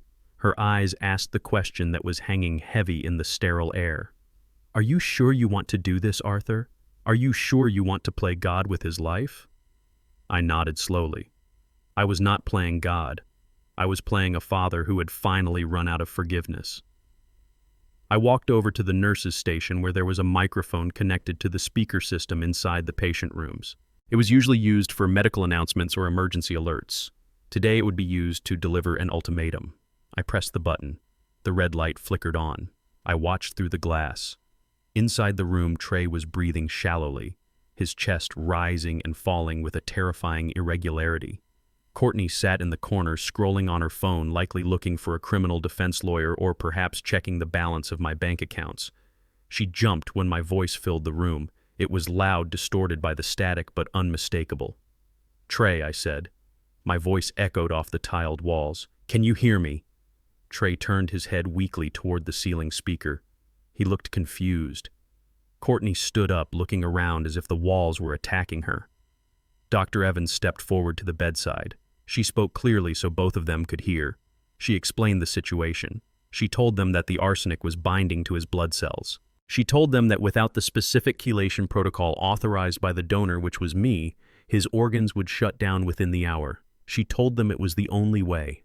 Courtney looked at Dr. Evans and then at the glass wall where I stood. "Then do it," she snapped. "What are you waiting for? He is the donor. He has to sign. Go get his signature." Dr. Evans shook her head. She pointed to the speaker. "Mr. Jefferson has conditions," she said. I pressed the button again. "I will sign the paper, Trey," I said. "I will authorize the treatment. I will save your life. But nothing in this world is free. You taught me that. You taught me that everything has a price, even a father's love. So here is the price for your life." I paused, letting the silence stretch until it was almost unbearable. "You will divorce her? Right now?" Courtney froze. Her mouth dropped open. I continued, my voice hard and cold. "Dr. Evans has a lawyer in the hallway with emergency dissolution papers. You will sign them, Trey. You will annul this marriage. You will cut her out of your life completely. You will testify against her. You will leave her with nothing. Not a dime, not a house, not even the last name she stole from us." I watched Courtney's face turn from shock to a shade of red that matched the blood on my hospital gown. She rushed to the glass, slamming her hands against it. "You cannot do this," she screamed, her voice muffled by the soundproofing. "This is blackmail. This is illegal. You are letting him die to spite me." I ignored her. I looked only at Trey. "It is a simple choice, son," I said. "You can keep the wife who poisoned me and is currently watching you die, or you can keep your life. You have 5 minutes to decide. After that, the damage to your kidneys will be irreversible." I took my finger off the button. I crossed my arms and waited. Inside the room, the atmosphere shifted instantly. It went from a hospital room to a cage where 2 starving animals were trapped together. Trey looked at Courtney. The monitor showed his heart rate spiking. He was terrified. He did not want to die. He was a coward, and cowards always choose survival. "Courtney." He rasped, his voice weak but desperate. "Baby, you heard him." Courtney spun around to face him. Her eyes were wild. "Do not be stupid, Trey," she hissed. "He is bluffing. He is not going to let his only son die. He is just trying to scare us. He is not bluffing." Trey wheezed. "Look at him. Look at his eyes. He hates us, Courtney. He knows everything. He is going to let me die." Trey tried to reach for her hand, but she pulled away. "Courtney, please," he begged, tears streaming down his face. "Just sign the papers. We can fix it later. We can get remarried after I get the treatment. We can fight it in court. But I cannot fight if I am dead. Please, get the lawyer. I do not want to die today. It seemed like a logical plan. It was the survival instinct kicking in. Just sign the paper. Live to fight another day. But Courtney did not move toward the door to call the lawyer. She did not comfort her dying husband. She stood at the foot of the bed, and I saw her mind working.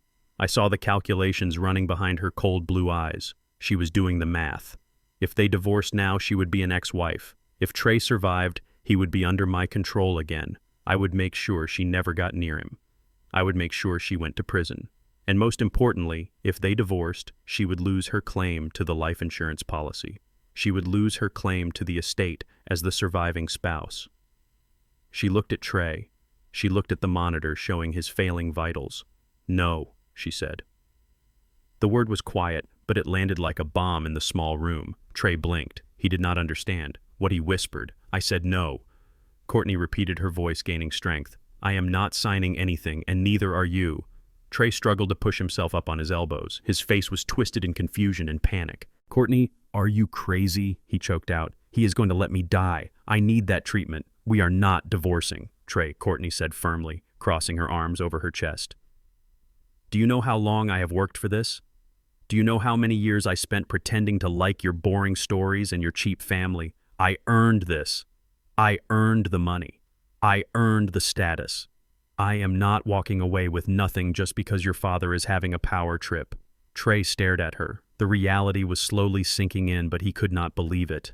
But I will die, he said. The words were simple, primal. Courtney looked at him, and for the first time she took off the mask completely. There was no fake love, no concern, just pure, unadulterated greed. If you divorce me and you die anyway, I get nothing, she said calmly, as if explaining a business transaction. If you die while we are married, I get the insurance. I get the house. I get everything. Trey gasped. He looked like he had been punched in the gut. You want me to die? He whispered. I am saying it is a risk I am not willing to take, Courtney said, shrugging her shoulders. If we sign those papers, I lose my leverage. I lose my security.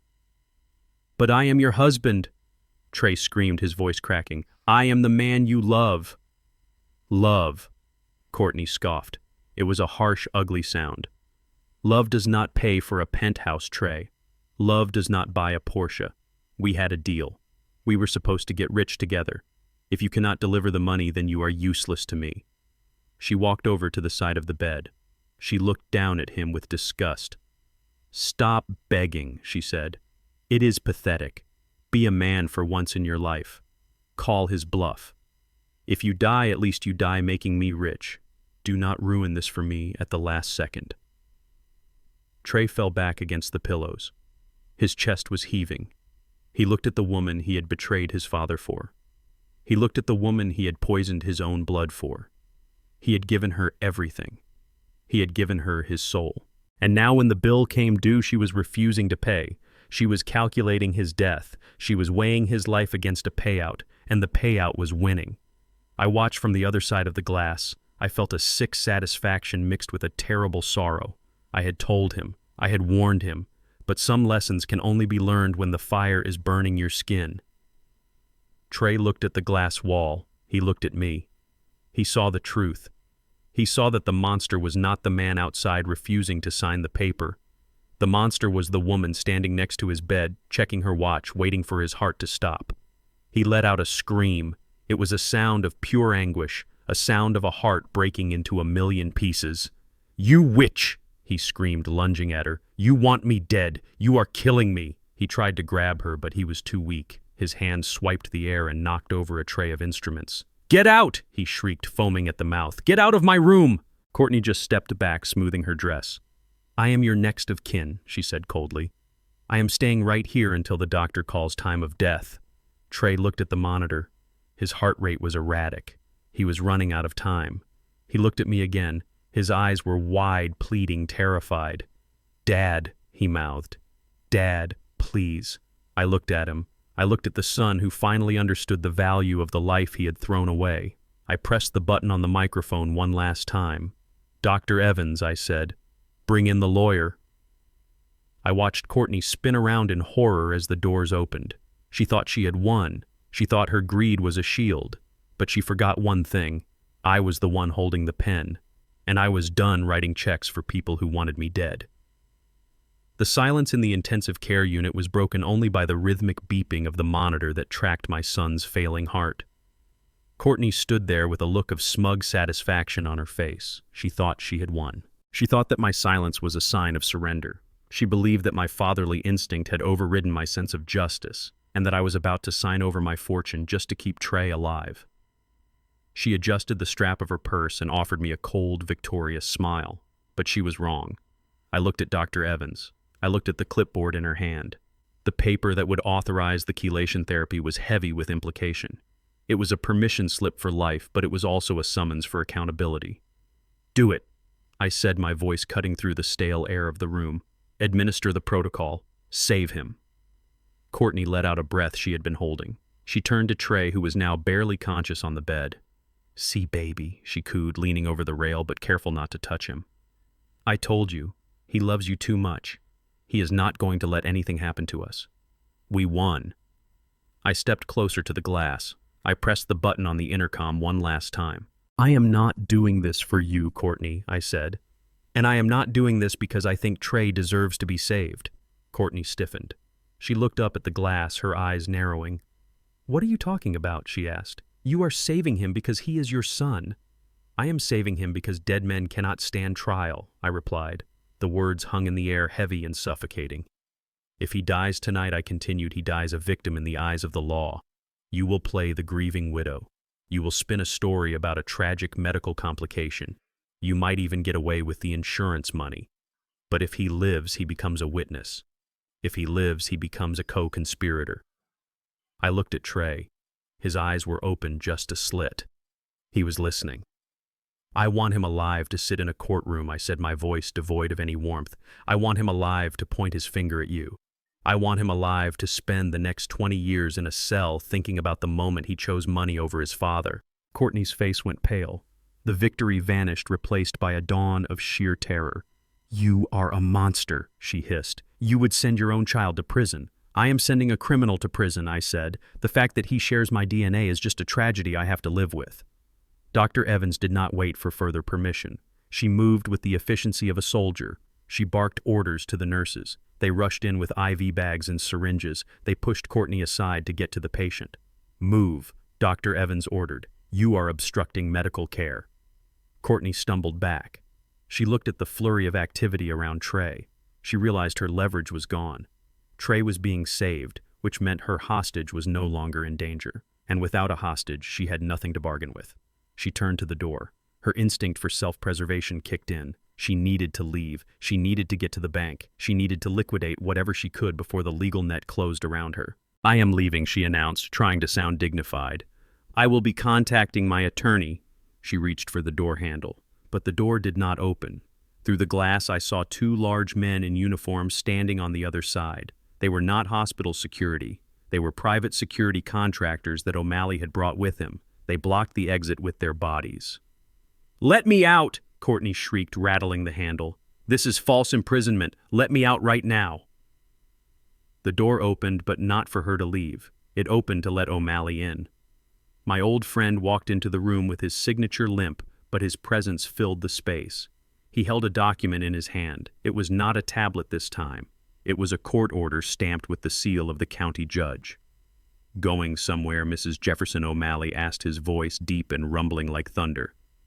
"Get out of my way," Courtney spat. "I am his wife. I have rights." "Not anymore," O'Malley said. He handed the paper to her. She did not take it, so he let it drop onto the floor at her feet.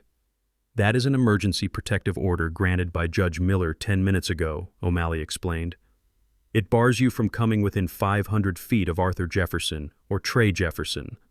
Trey Courtney laughed hysterically, pointing at the bed where doctors were inserting a new line into her husband's neck. "I am his medical proxy. I am his wife. You cannot keep me away from him." "Actually, we can," O'Malley said calmly. "The order was granted based on credible evidence of attempted murder. You are now considered a threat to the patient's life. The hospital has been notified that your presence here is a security risk." Courtney looked around the room. The nurses were ignoring her. Dr. Evans was ignoring her. Trey was unconscious. She was alone. "This is ridiculous," she screamed. "You have no proof. That video proves nothing." The police seemed to disagree, O'Malley said, checking his watch. "They are pulling up to the main entrance now, but until they get here, these gentlemen will escort you off the premises." He nodded to the security guards. They stepped forward. They did not touch her gently. One guard grabbed her arm. The other grabbed her shoulder. "Get your hands off me," Courtney shrieked, flailing her arms. "My dress! You are ruining my dress!" She kicked and screamed as they dragged her toward the door. Her heels scraped against the linoleum, leaving black scuff marks. "I will sue you," she yelled, looking back at me through the glass. "I will sue all of you. I own that house. I own everything. You cannot throw me out on the street." I watched her being hauled away. I watched the woman who had terrorized my family for years being treated like a common criminal. She looked small. She looked pathetic.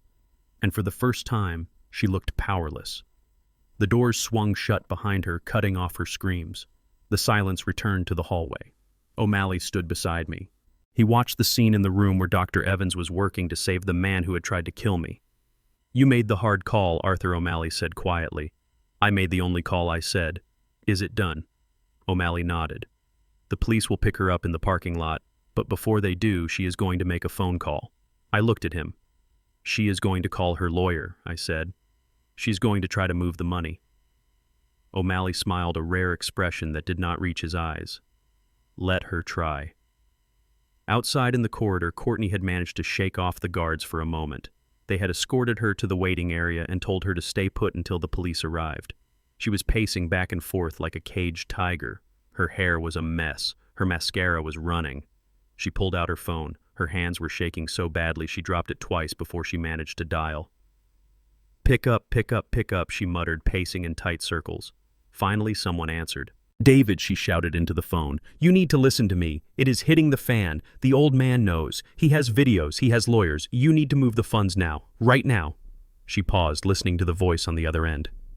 "I do not care what time it is," she screamed. "Access the offshore accounts, transfer the liquid assets from the house sale, and empty the joint savings. I want every cent out of the Jefferson name and into my private account before morning." She stopped pacing. She pressed the phone tighter to her ear. "What do you mean you cannot access it?" she asked, her voice dropping to a whisper. I watched from the doorway of the ICU. I could not hear the lawyer on the other end, but I knew exactly what he was saying. I knew because I had written the script 6 months ago. Courtney's face went slack. Her mouth opened, but no sound came out. She looked at the phone as if it had turned into a snake. "A trust," she whispered. "What trust?" She listened for another moment. Then she slid down the wall until she was sitting on the dirty hospital floor. Her legs were sprawled out in front of her. She looked like a broken doll. 6 months ago, she repeated. He moved it 6 months ago. I walked over to where she was sitting. O'Malley followed me. She looked up at me. Her eyes were empty. The fire was gone. The greed was gone. All that was left was the hollow realization of total defeat. "You knew," she whispered. "You knew the whole time." I looked down at her. "I figured it out the day you brought me the new vitamins," I said. "I saw the way you looked at me, like I was a problem to be solved. So I went to see O'Malley. We set up the Jefferson Family Trust. Everything she asked, everything I said, the house, the business, the cars, even the life insurance policy, it is all owned by the trust. And the trust has a very specific clause regarding criminal activity by beneficiaries."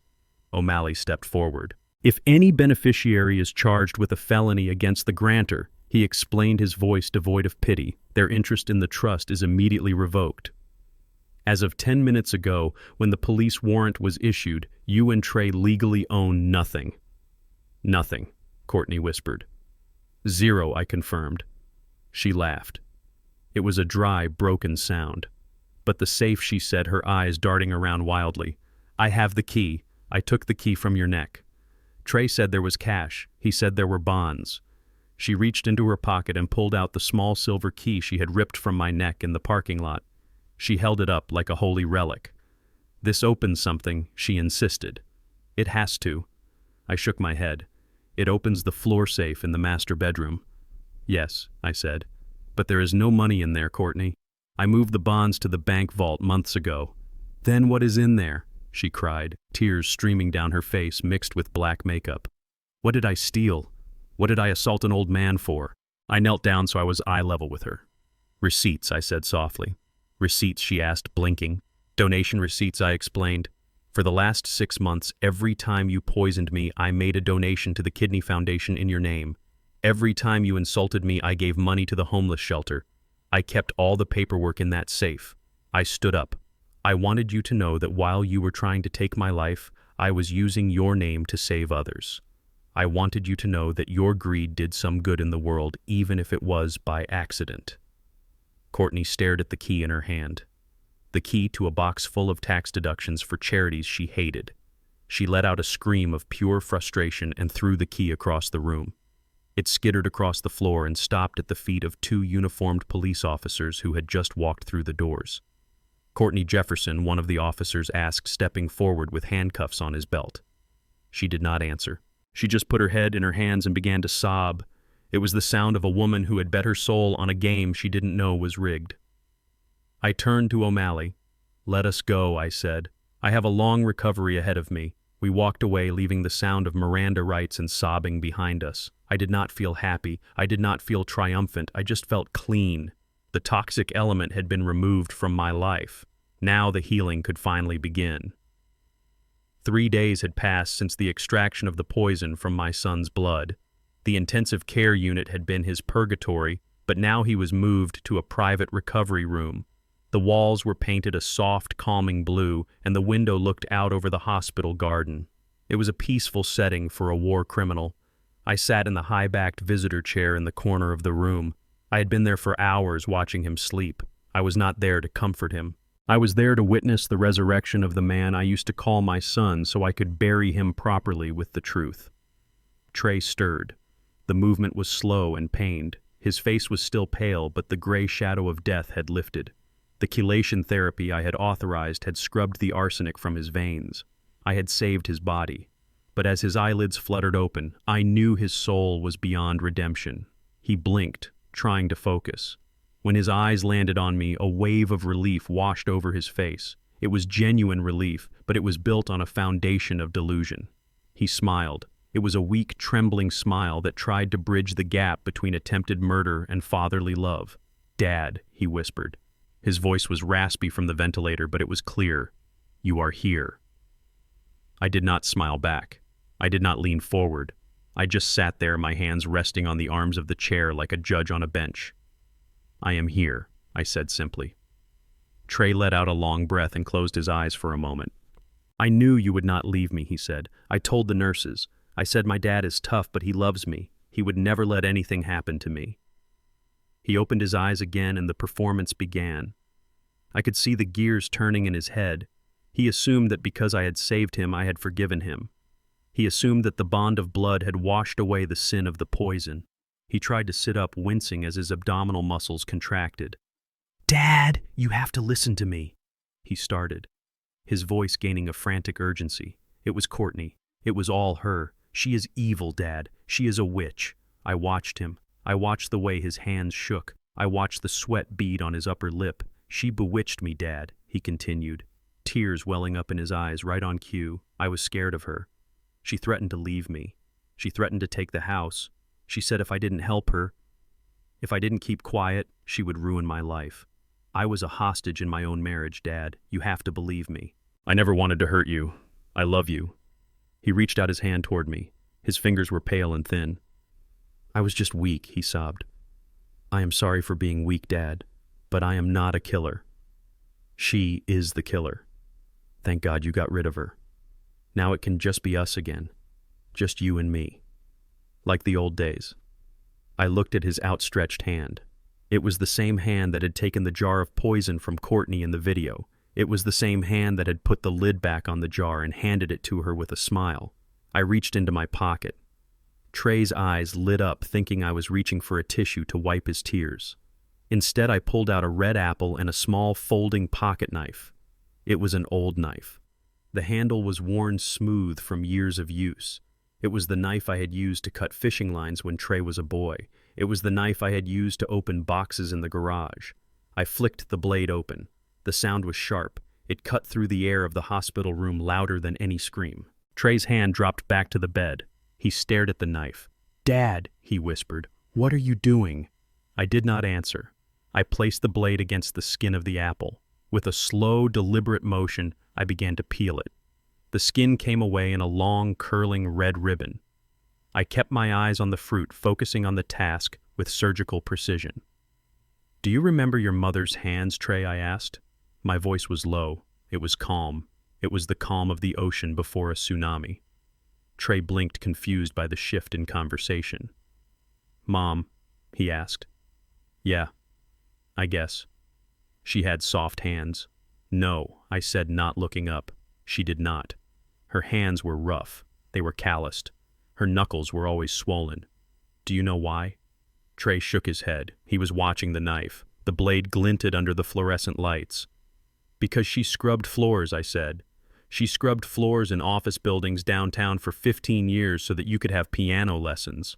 She ruined her joints, washing other people's clothes so that you could wear brand new sneakers to school. She destroyed her body piece by piece so that you would never have to know what it felt like to be hungry or tired or looked down upon."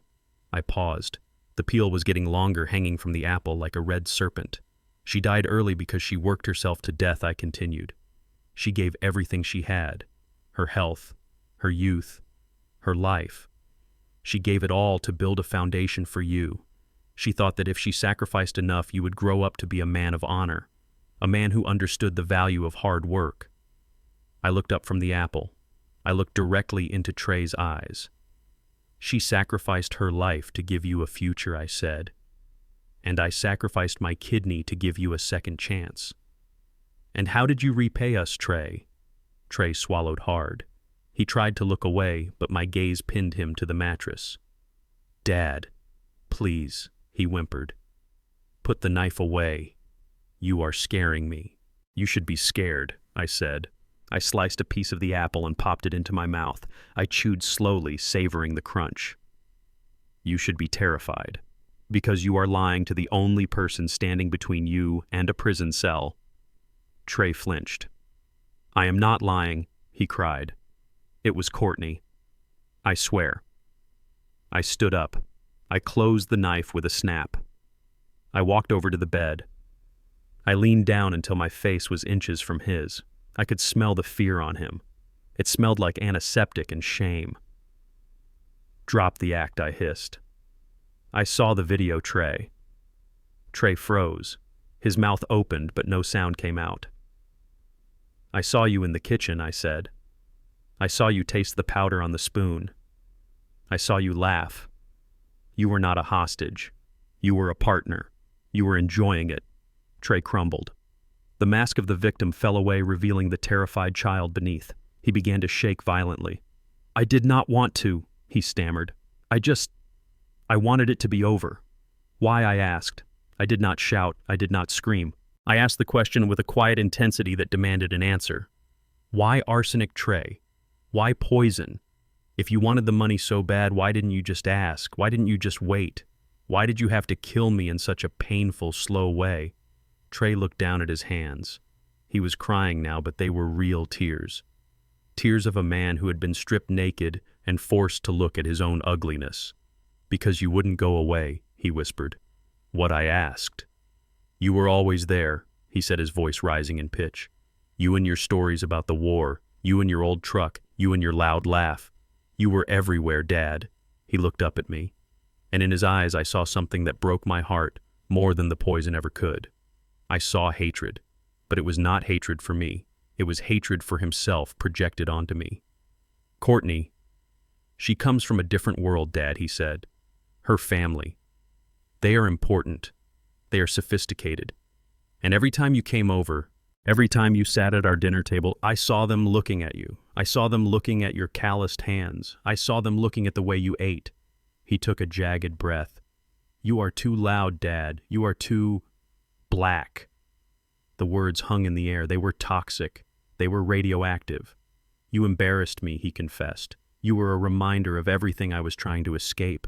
I wanted to be like them. I wanted to fit in. I wanted to be Trey the successful businessman, not Trey the son of the mechanic from the South Side.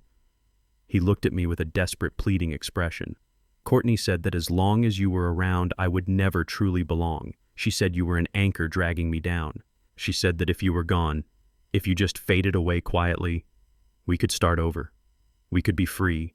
We could be the people we were meant to be. He sobbed, his body shaking with the force of his confession. It wasn't about the money, Dad. I mean, the money was nice. But it was about the freedom. I just wanted to be free of you. I wanted to be free of who I was. I stood there. I felt like I had been shot. The physical pain of the surgery was nothing compared to this. My son did not kill me for greed. He tried to kill me because he was ashamed of me. He was ashamed of my skin. He was ashamed of my history. He was ashamed of the very blood that was keeping him alive.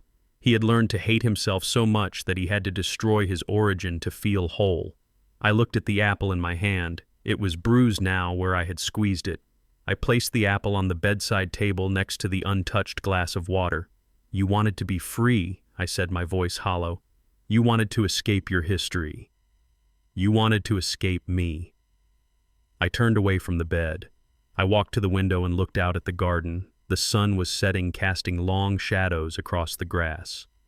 Well, congratulations, son, I said without turning back. You got your wish.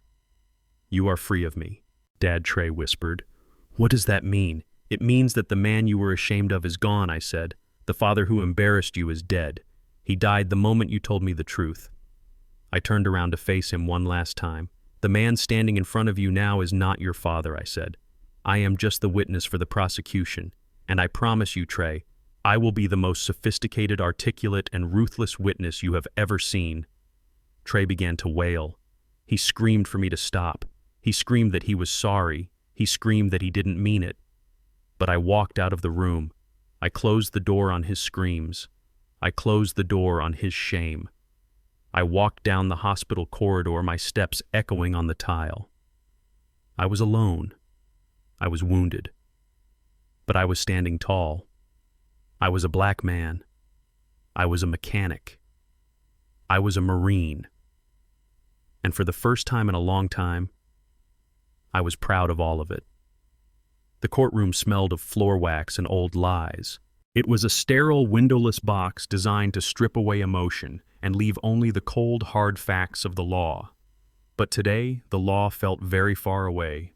Today, the room was thick with theater. I sat at the plaintiff's table next to O'Malley, my hands resting on my cane.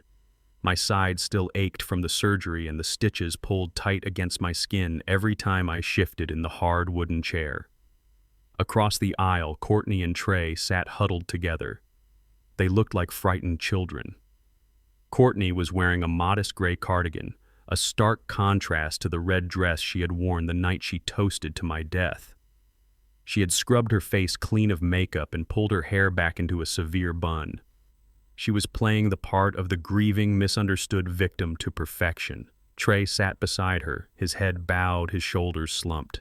He looked smaller than I remembered. He looked like a man who was trying to disappear into the floorboards. The defense attorney was a man named Mr. Sterling. He was slick and polished with a smile that did not reach his eyes and a suit that cost more than most people made in a year.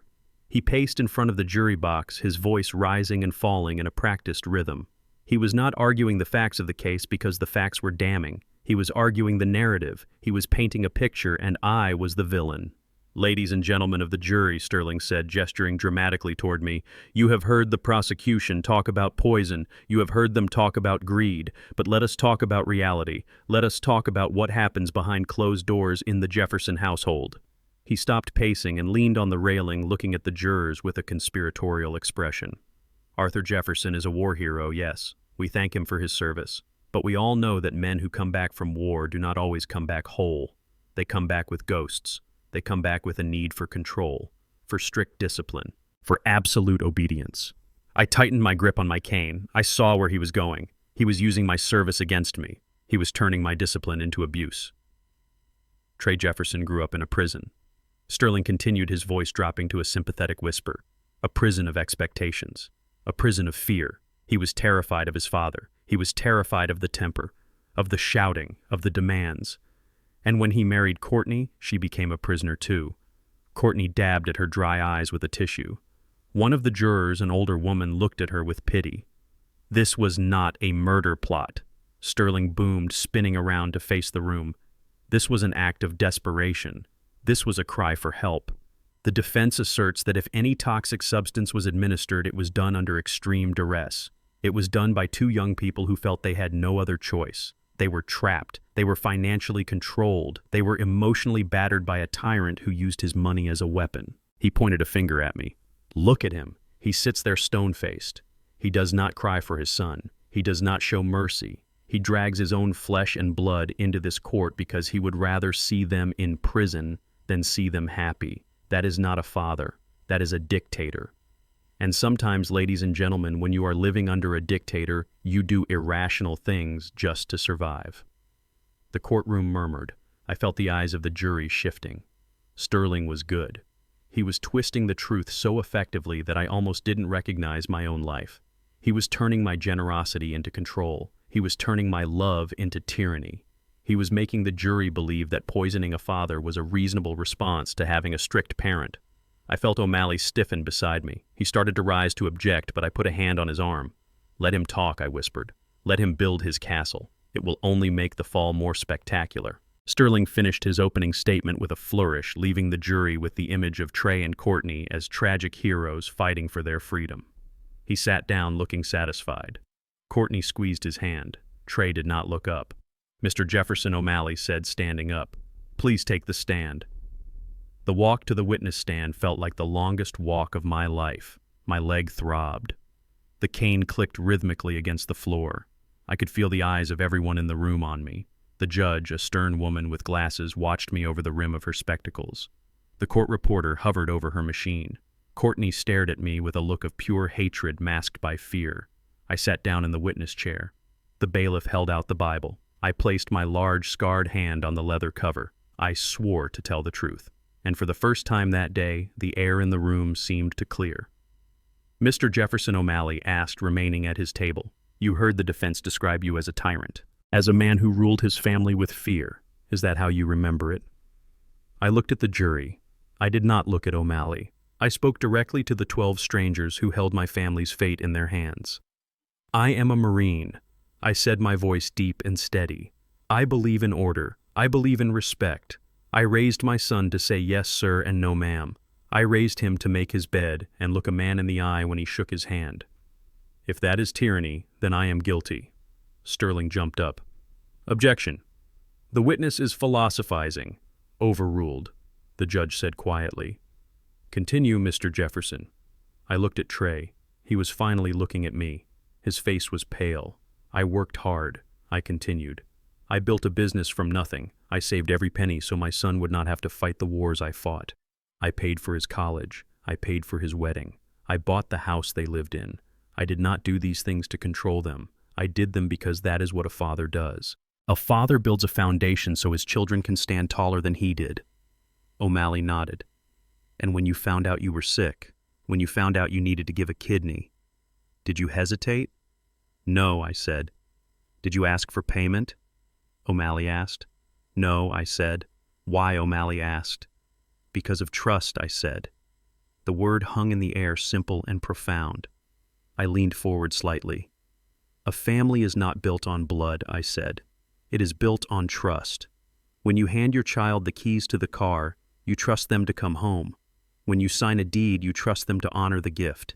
And when you lie on an operating table and let them cut a piece of your body out to give to your son, you trust that he values your life as much as you value his. I paused, taking a breath. The silence in the room was absolute. I trusted my son, I said, my voice cracking just a fraction.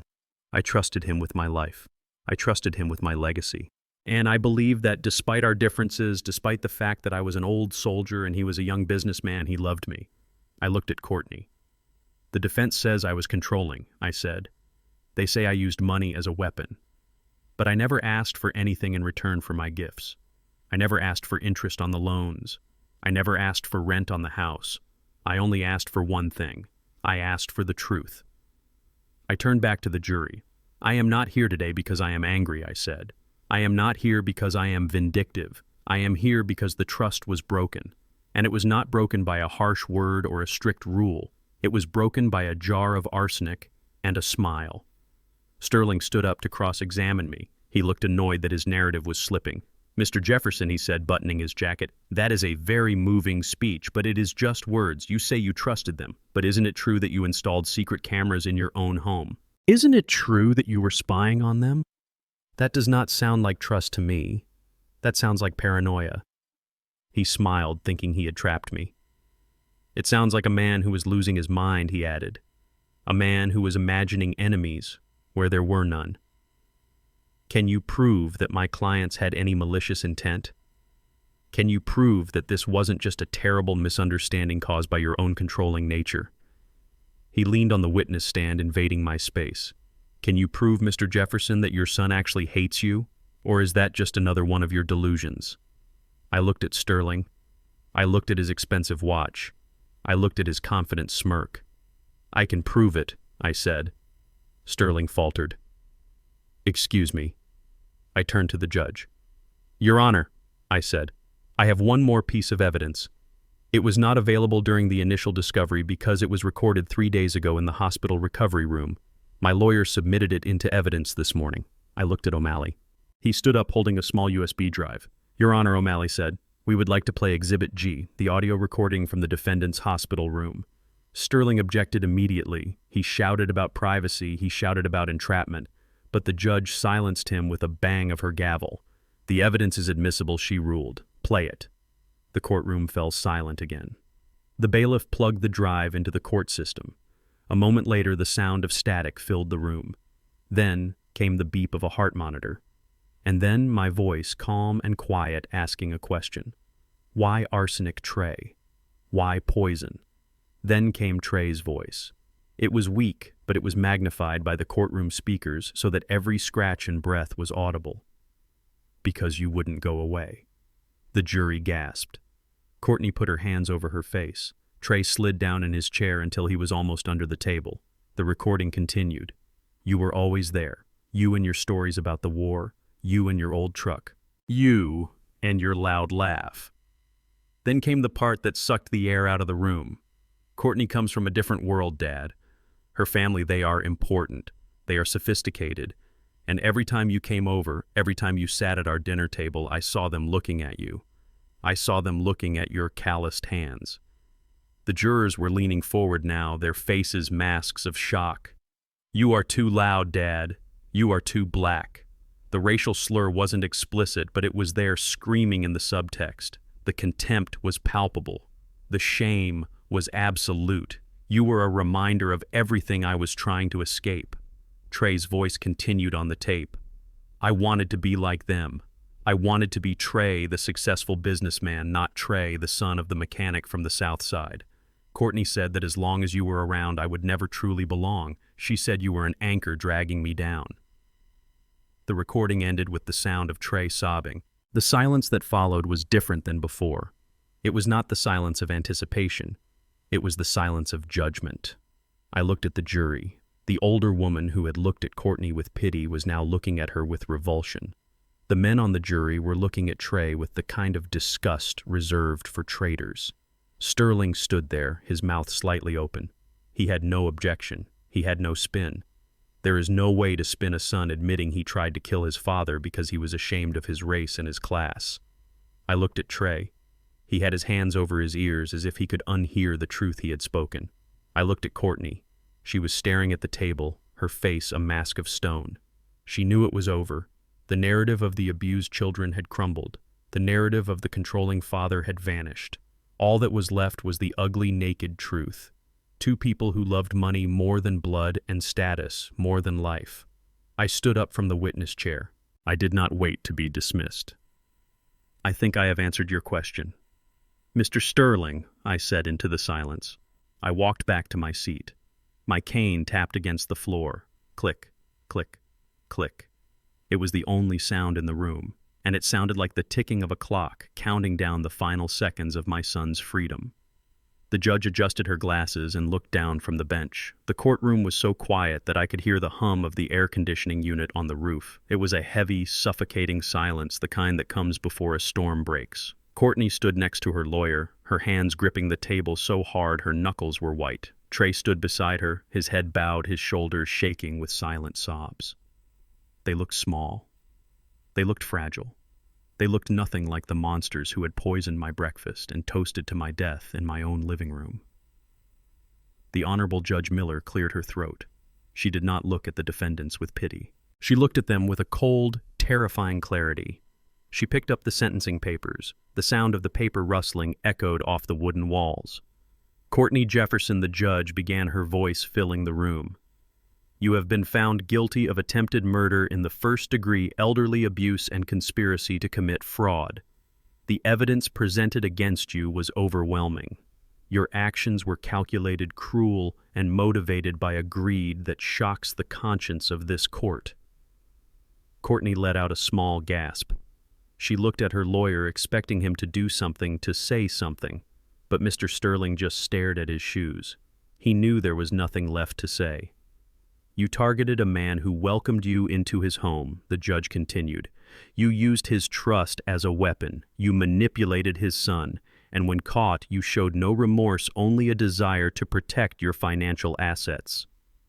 The judge paused, letting the weight of her words sink in. It is the judgment of this court that you be sentenced to 20 years in a state penitentiary without the possibility of parole for the first 15 years. 20 years. Courtney screamed. It was not a scream of sorrow, it was a scream of entitlement. She collapsed into her chair, her hands clawing at her face. No, she shrieked. You cannot do this. I have a life. I have a future. The judge ignored her. She turned her gaze to Trey. Trey Jefferson, please stand. Trey stood up.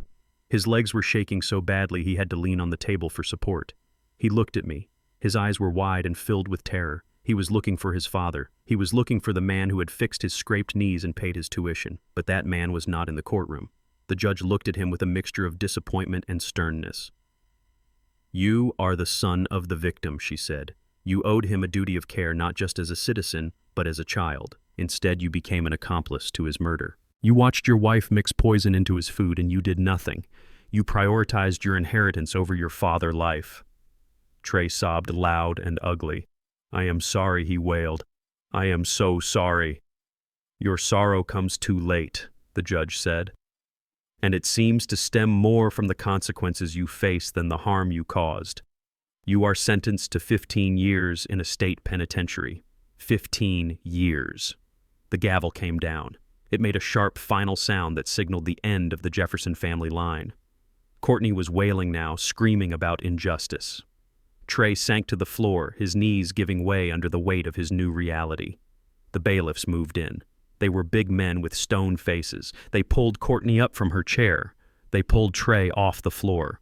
The sound of handcuffs ratcheting shut clicked through the air. Click, click, click. I watched them. I did not feel happy. I did not feel triumphant. I felt a deep, hollow ache in the center of my chest. Justice had been served, but the price was everything I had ever built. The bailiffs began to lead them away toward the side door that led to the holding cells. They had to pass right by the plaintiff table. They had to pass right by me. Courtney walked past first. She did not look at me. She was too busy screaming at her lawyer, firing him, and threatening to sue the judge. She was still fighting a war she had already lost. Then came Trey. He was shuffling his feet, the chains between his ankles clinking on the floor. He looked like a ghost.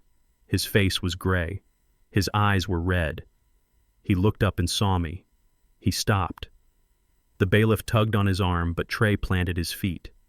He looked at me with a desperate, pleading intensity. Dad, he whispered. The word hung in the air between us. It was a word that used to mean safety. It was a word that used to mean love. Now it just sounded like a lie. Dad, please, he said, tears streaming down his face. I am scared. You cannot let them take me. I am your son. Help me. Fix this. You always fix everything.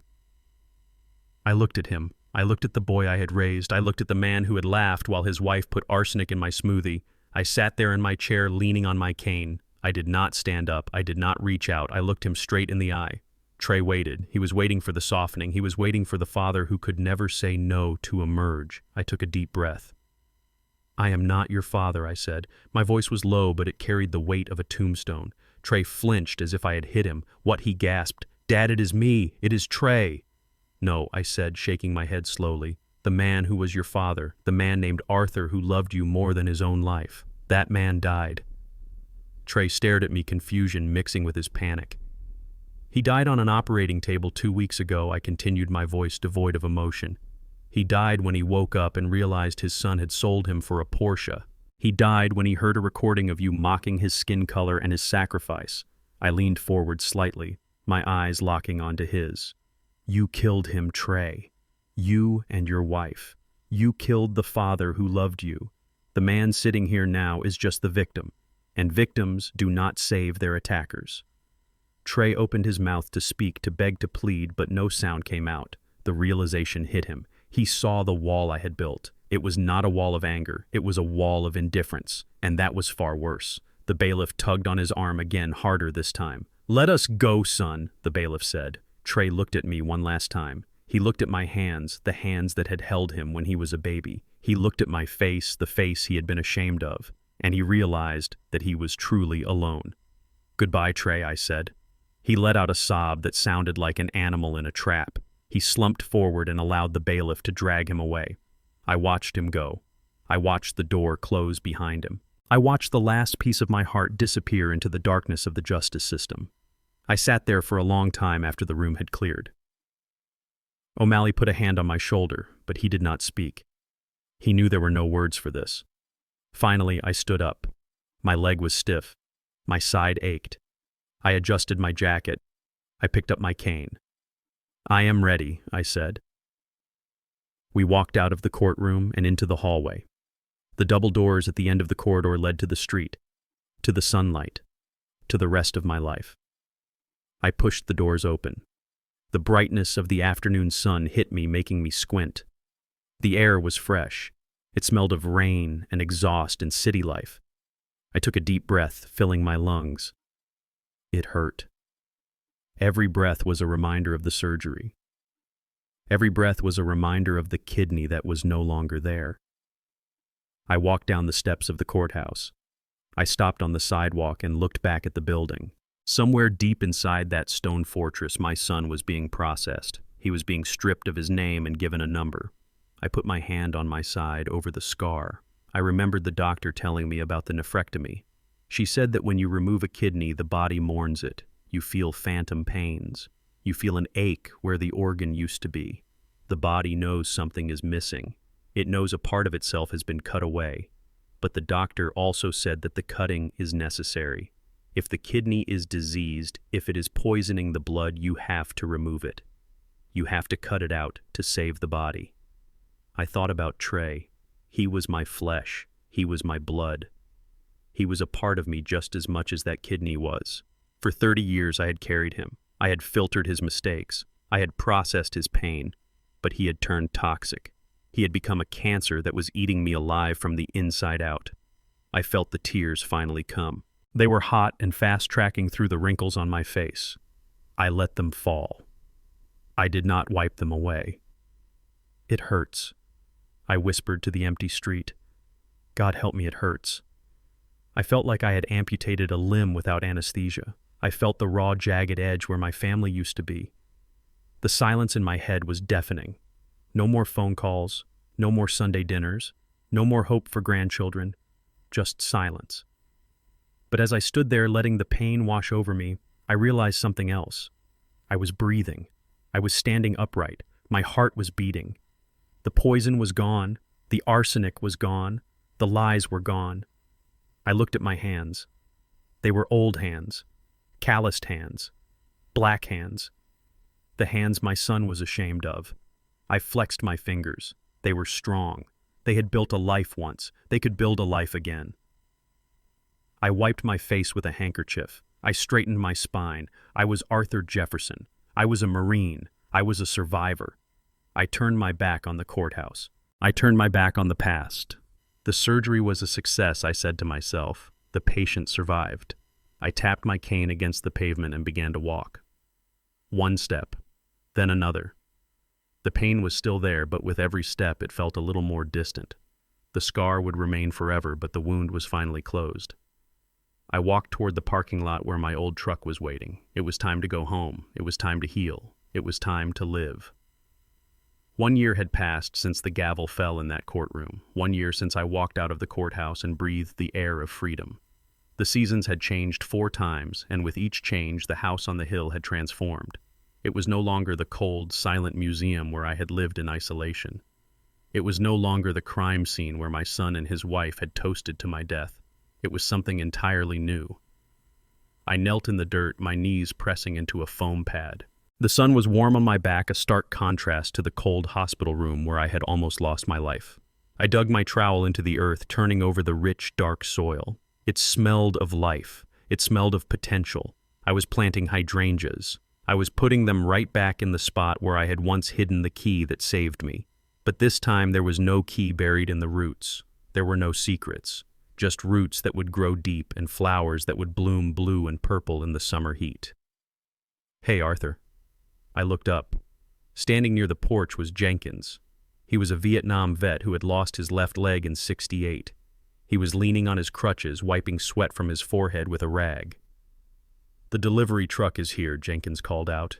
"We got the new mattresses for the East Wing." I stood up. My side gave a little twinge of phantom pain, the ghost of the kidney reminding me it was gone, but I ignored it. I wiped the dirt from my hands onto my jeans. "I am coming, Jenkins," I said. "Make sure Miller does not try to carry them by himself. I do not want him blowing out his back again." Jenkins laughed. It was a raspy smoker's laugh, but it was full of joy. "You know Miller," he said. "He thinks he is still 20 years old." I walked toward the house. Above the front door, the old brass number plate was gone.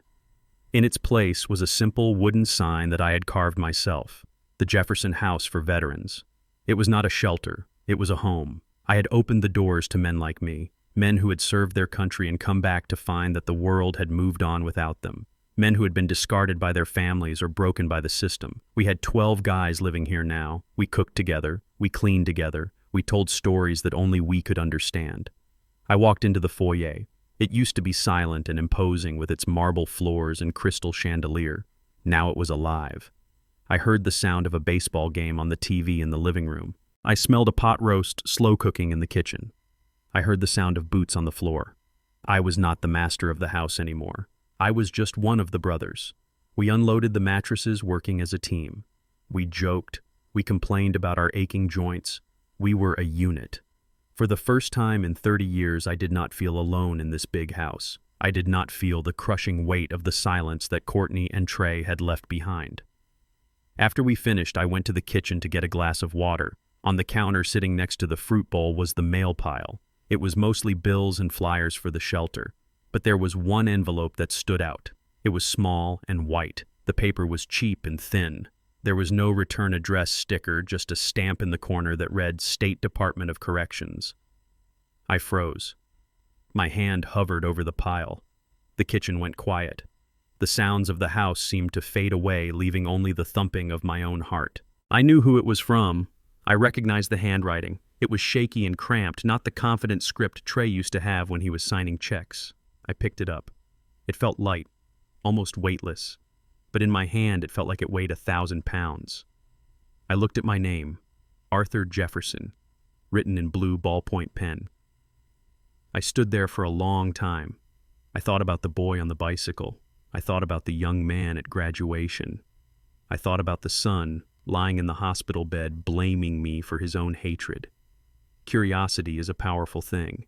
It scratched at the back of my mind. What did he say? Was he sorry? Did he want money? Did he just want to say hello? Maybe he had changed. Maybe prison had humbled him. Maybe the son I loved was in that envelope waiting to be found. I ran my thumb over the seal. It would be so easy to open it. Just one rip, just one glance.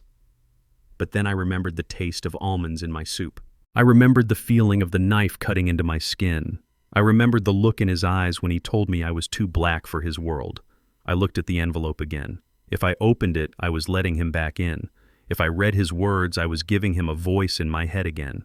I was giving him the power to hurt me, to manipulate me, to make me feel guilty for surviving. He had 15 years to think about what he did. I did not owe him a minute of my time. I walked out of the kitchen. I walked past the living room where Jenkins and Miller were cheering at the TV. I walked into the study. The fireplace was dark and cold. I struck a match. I lit the kindling I had laid that morning. The fire caught quickly, the orange flames licking at the dry wood. I stood before the hearth. I held the letter over the fire. For a second, my hand trembled. It was the last physical connection to my bloodline. It was the last piece of the past. But the past was toxic, and I was done with poison. "Goodbye, Trey," I whispered. I dropped the envelope. It fluttered down, landing right in the center of the flames. The paper curled instantly. The blue ink turned black. The stamp from the prison blistered and vanished. I watched it burn. I watched the edges turn to ash. I watched the words I would never read turn into smoke and disappear up the chimney. I did not feel sad. I did not feel a sense of loss. I felt lighter. It was as if a heavy chain had finally snapped. I took a deep breath, inhaling the scent of wood smoke. It was clean. It was final. I turned my back on the fire. I walked out of the study and closed the door. I left the ashes where they belonged, in the past. I went back out to the porch. The sun was beginning to set, casting a golden glow over the garden. A car was pulling into the driveway. It was a silver BMW. I smiled. Dr. Evans stepped out of the car. She was not wearing her white coat. She was wearing jeans and a soft blue sweater. She was holding a box from the local bakery. She walked up the steps, her face lighting up when she saw me. "Arthur," she said, "you look good. You look rested." "I feel good, Sarah," I said, using her first name. It felt natural now. She had come by every week for the last year. At first it was to check on my incision, then it was to check on my blood pressure.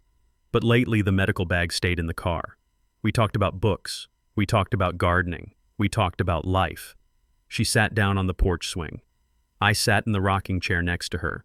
"I brought those lemon tarts you like," she said, opening the box. "And I have some news. The hospital board finally approved the grant for the shelter. You are fully funded for the next 5 years, Arthur." I looked at her. I felt a lump in my throat. "Thank you," I said. "You did not have to do that."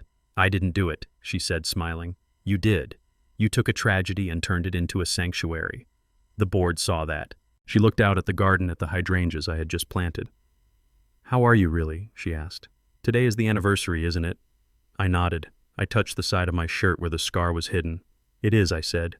"Did you hear from him?" she asked gently. I looked at the smoke rising from the chimney. "No," I lied.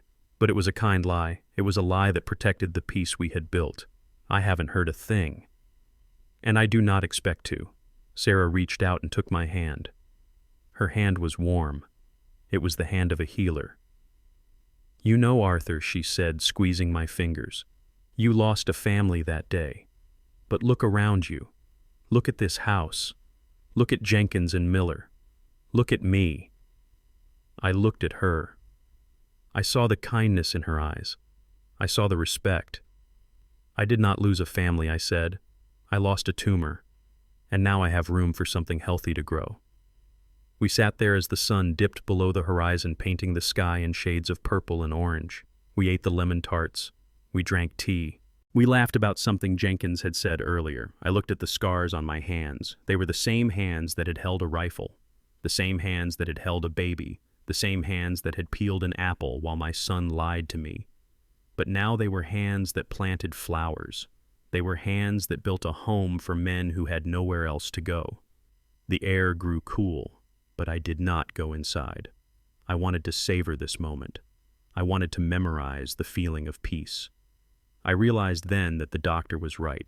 The surgery had been a success, not because I had survived the physical procedure, but because I had survived the emotional amputation.